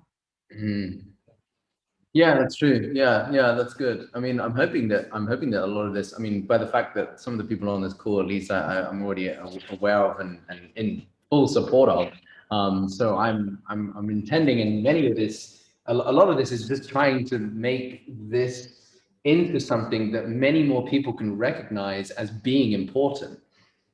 You know, some people don't really recognize that having a global wisdom society is something of importance. You know, there's probably projects that you guys are working on in which it might be difficult to draw in resources or be able to tell the larger why of how this connects into system change. You know, so much of these complicated, this meta crisis that we find ourselves in is very difficult to then show how a solution can be connected to that larger problem, because it needs to be interconnected and it needs to have all of these different parts to actually do the thing that it's intending and have the consequences that we're hoping for. So in that sense, what I'm hoping, especially with this recent revelations that I've been having within this container, is to understand how we can not only tell the story of what it is, but also use the most recent technology around Web3 to be able to bring the resource through the belief that we have within it. To me, there's this really powerful, self-fulfilling and this momentum that comes actually with belief and shared belief, and people all taking a step into that unknown and having a belief together and sort of creating that larger collection around what is most important. So what I was talking about before was this concept of the religion that's not a religion, this shared narrative and understanding of the world that integrates everything that's come before. And I think, to me, I feel as though I've been able to feel what that is. I've been able to sense into what that kind of culture might look like, and what kind of realizations and what kinds of belief will take us there. You know, what is the key part of the culture that we can be using to bring that momentum? And so that's why this event has actually come about, is that I want to be able to share this energetic kind of release with you guys and share why I'm so excited about this aspect. But over the next kind of couple of months, I'll turn this, I'll be using little clips from this, and I'll be expanding on some of these concepts. I'll be bringing in all of your projects, or at least as many of you who want to be contained within this story as possible. But what I see as being really powerful is that shared understanding and shared belief that we are part of some larger transition, and it is incredibly meaningful, and it is incredibly significant for our time. Because a lot of people have recognized that the actions that we're taking within the next 10 years are going to have ripple effects for the next 100. And so if we also terrifying. Also terrifying, yeah, of course. Yeah, it's true. Yeah, I mean, it brings a certain revelry for the present moment. You know, that's what's magic about it. Is it's this sort of this duality of both the sort of fear and possibility that is sort of ripe and pregnant within this time. So just to give you a bit of an understanding of some of the sort of more philosophical aspects of this, what I think is really important is the fact that if we are telling a story of a certain inevitability, we're pointing to certain parts of our culture shown within movies, shown within our stories, shown within the kind of resonance that we find within the content and creative industries. If we can show that there's a pattern, if we can show that there is a certain inevitability, a certain path that is forming, and a certain recognition of where things are going, it almost creates a level of determinism in some ways. And what I think is, and I guess how I've been able to sort of explore some of these more complex questions and systems is by holding this duality of free will and determinism over the last 10 years. It's been a question that's kind of always been the main thing that I've had to hold, and I never really felt like I landed on something until recently. And I recognized that with a certain recognition of determinism, it almost allows for a forgiveness of what's come before. Because it says that we have been preparing ourselves for this transition. This is us living out our own experience. All of what has come before, all of history has been in a kind of incubation of where we are transcending to. And so the big threat of climate change is this driving force, is the forcing function for our evolution. And so in some ways we are a self-organizing system. We are aware of what's going on. Our bodies are in connection with the natural world. And so as a culture, we are passing through these subconscious messages and directives so that we can be prepared for this future, for this challenge. There's this concept called the fourth turning that talks about these different generational cycles that happen within society. And they talk about the millennial generation as being this hero generation. They talk about the Gen Zs as being this artist generation. And I believe it's very obvious that we can start to see these patterns. NFTs are able to draw resource towards artistic value. Suddenly, people that are artistic and exploring their creative endeavors now are seeing the potential of what that can bring to them. They can see that it is a sustaining lifestyle and supported by our culture. And in that sense, I hope to, through this container and through this story, to bring a sense of recognition to the moment and bring us out into that hero's journey that is all within us, and see ourselves in this role, see ourselves within this narrative. And what I think is interesting is that if you're able to bring together these creators that are bridging this wisdom to larger audiences, different demographics, different diverse groups of people, then it can also go both ways. You can be sharing insights, but you can also be bringing insights back. You can be having conversations between the community. You can be creating, just as Trove is exploring right now, you can be creating these resources with each other. And you can be sharing resources between each other. You can be marking out insights from content that is explaining this kind of stuff. You can be going through practices to open up our imagination towards a future that we want to be moving towards. And so in some ways, you're training everyone to understand their own personal stories that can then relate to the larger stories, and also reverse engineer from the imagination of what could be.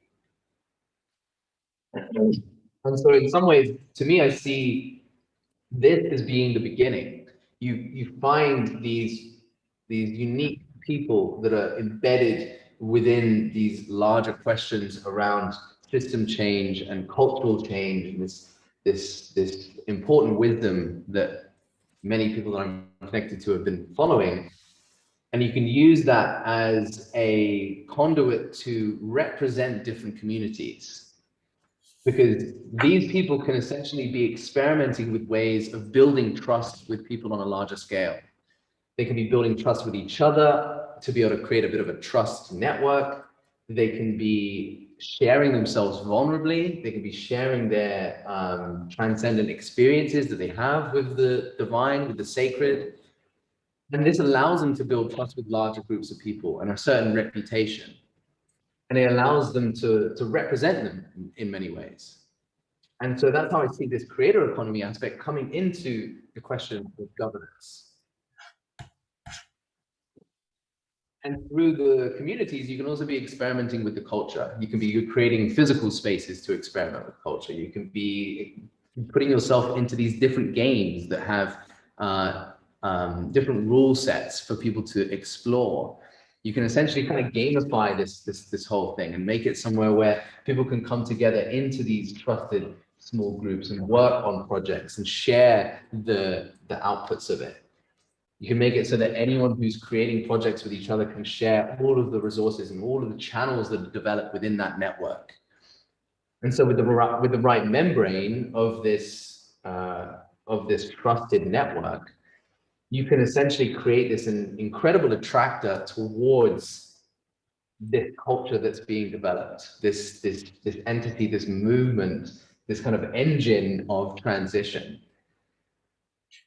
And what I think is really powerful is that if you can talk about this in a religious context, in the sense that our society is going to need nothing less than a religion that may not be called a religion, but is going to be perhaps an amalgamation of a religion and a startup and an online network and a multimedia metaverse game. It's going to look like all of what we find a resonance with, all combined into one. And if you can be pointing to the specific actors and the specific roles that have influence within that, these certain people that are able to represent the larger communities from within this network, then you can essentially be bringing a certain significance to their lives and saying that these people are playing important roles within the transition. These are the leaders of the future. And if we are in the transition of our time, and if people are going to be looking back on this in 100 years' time and recognize that this is the point of change, this is the point of movement of where this momentum started, then it suddenly means all of the things that they're doing right now are imbued with this significance. And so people can now be supporting that network. They can be supporting the individuals through attaching their identity to the outputs that they are creating. So this can be digital NFTs, but this can also be physical objects. You're essentially building a structure of story and significance around a certain group of people, and then allowing that to be a way for people to find their own legacy and their own role within the larger story that's going on. And so that's what's powerful about the technology that we have right now, is that it allows for resource and belief of significance in the future to be resourced today, for it to be the fuel that drives this vehicle forward.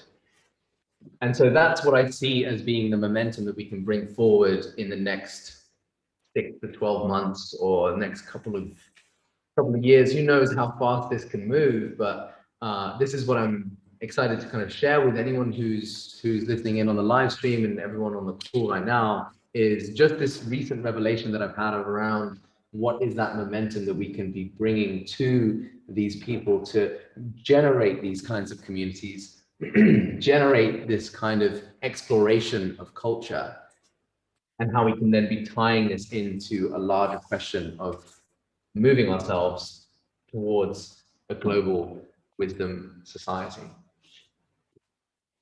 Now, I could go on. There's more details and aspects to this. We can go into the question of organizational structures, how this could fit into brands finding their purpose, organizations doing this kind of thing, and how it might fit into larger movements around climate change. But I think this at least gives a good overall understanding of what it is that I've been exploring and what I see as being important. And it would be great for you guys to have another breakout session, because I know you are having a really great conversation there.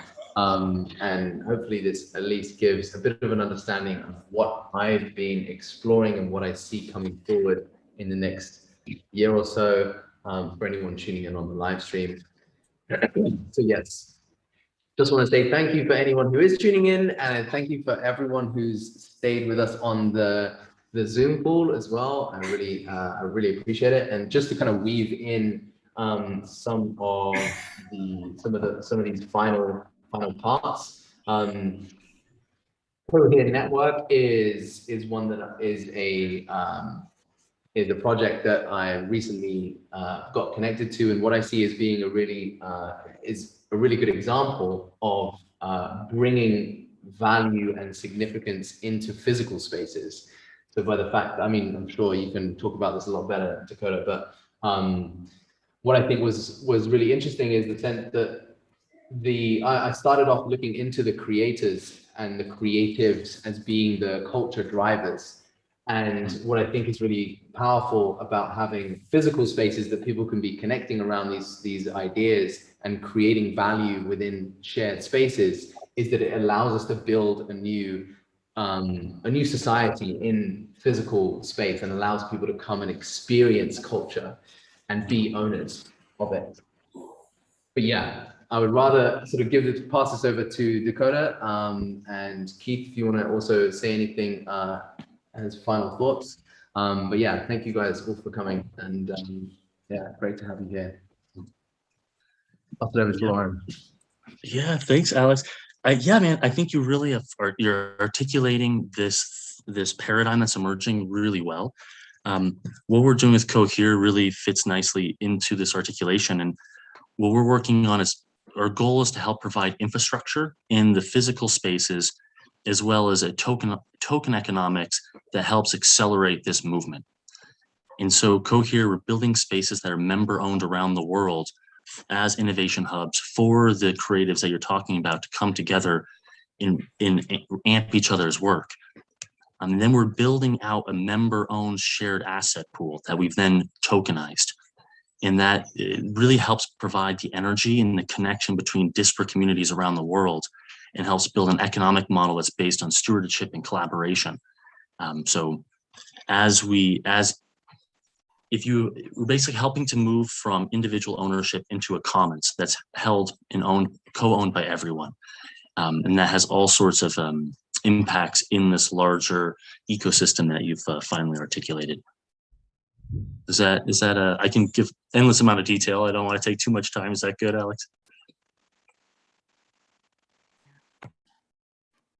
No, that's great. That's awesome. Thank you, Dakotah. Yeah, and what I'll do as well is I'll when I finally edit all of this stuff together, then I might go deep into either a podcast that we make together, Sure. or a more detailed overview of what it is you're working on. But yeah, just to give a bit more space to. Yeah, that would be great, because I think the structure they're articulating has so many parallels with the infrastructure that we're building. So it would be really fun to like take half an hour, 45, and get into the tokenization of our securities or the shares in the company, and then how we perceive that can amp this larger movement. So yeah, that would be great.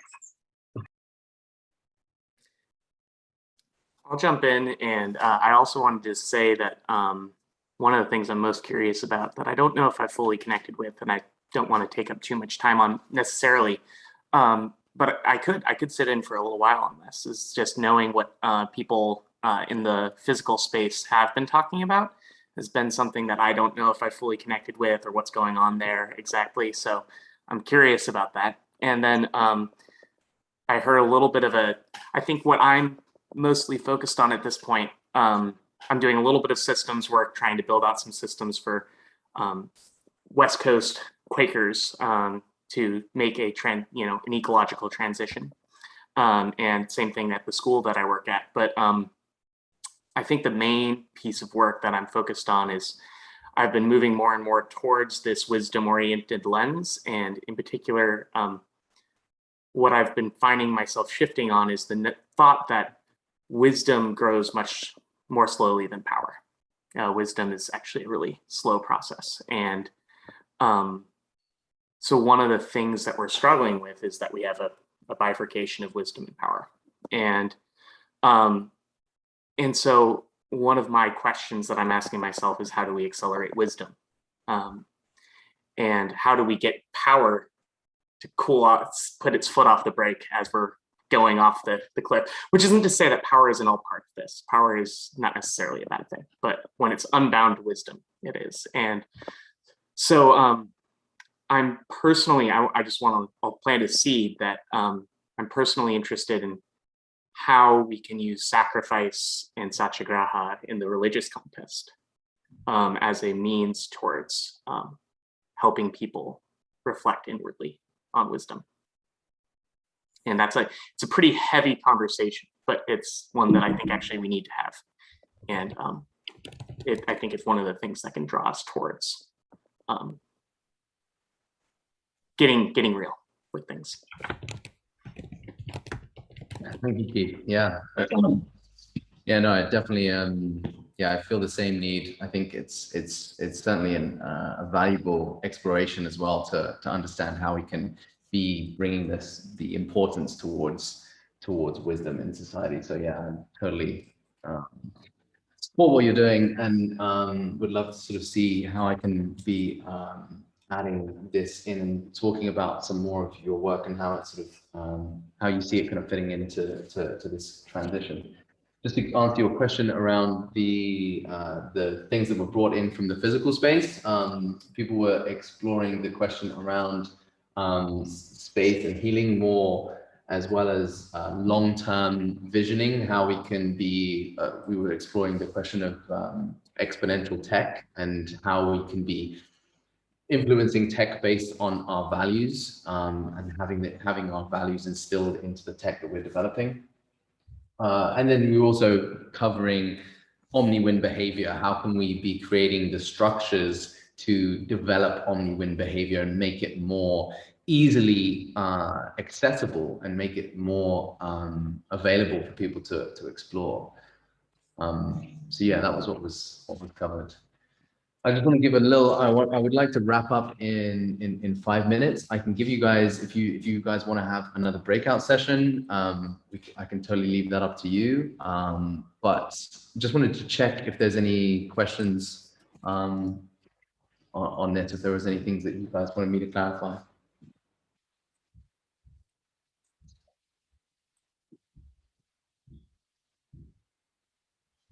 Thanks for continuing to do the amazing work that you do.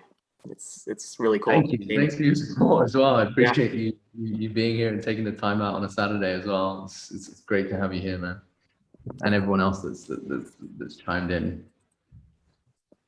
But yeah, with that, I guess the next steps here are I'm hoping that I'm already connected to some of you already. What I'm hoping to do is take some of the insights that were generated over the past 3 days, try and bring some of the content that was developed and then weave it together into a bit of a larger media project that I'm endeavoring to continue to help at least start the conversation around this larger transition and what this means. So there's a lot of exciting movements that I'm intending to bring about in the next couple of months, and going into winter. It's very cold here in Berlin, so I'm probably going to be locked in my my apartment and working on some of this stuff and creating content and maybe even doing some more online events. Probably less hybrid ones, because this is quite tricky. Hey, it's a learning curve. It's a learning curve. We'll make it better for next time. We did have some positive ideas for it. Yeah, it's not been bad at all. Like I really enjoyed that. I've really enjoyed this, and I'm really proud of you. And I'm really glad to have inserted myself into this community and to meet all these people. And yeah, like I can't wait for you to watch back the live stream and hear some of the discussions we had. And yeah, like maybe the hybrid wasn't perfect, but we shouldn't knock it too much. Like we've definitely gained from this, and we can learn to make things better again in the future, for sure. Yeah, I think at this point they're all going to be pretty janky, so it's to be expected. But yeah, nice to experiment with you all. Hopefully you guys got something out of it. With that, I'm going to wrap it up. Thank you all. Thank you, Kenny. Bye, guys. Okay, I'm going to leave the call, but if you guys want to have a conversation in the breakouts, then please feel free. Thank you, Lauren, for doing all of the organization behind the scenes. And Holly, it's been great to have your involvement in this as well. I really appreciate all of you guys supporting, as well as David being the kind of hybrid in the middle man. As well as, of course, Vincent using all of his tech skills and amazing platform to add to this and give it some infrastructure. Yeah. You guys did. Oh dear. I'm going to call it a day there. Oh, am I still live? Wait, Kenny, please turn me off. Okay, so yeah, I'm going to call it a day there as well. I have kittens destroying my kitchen roll and like... What? We're not going to go into a breakout?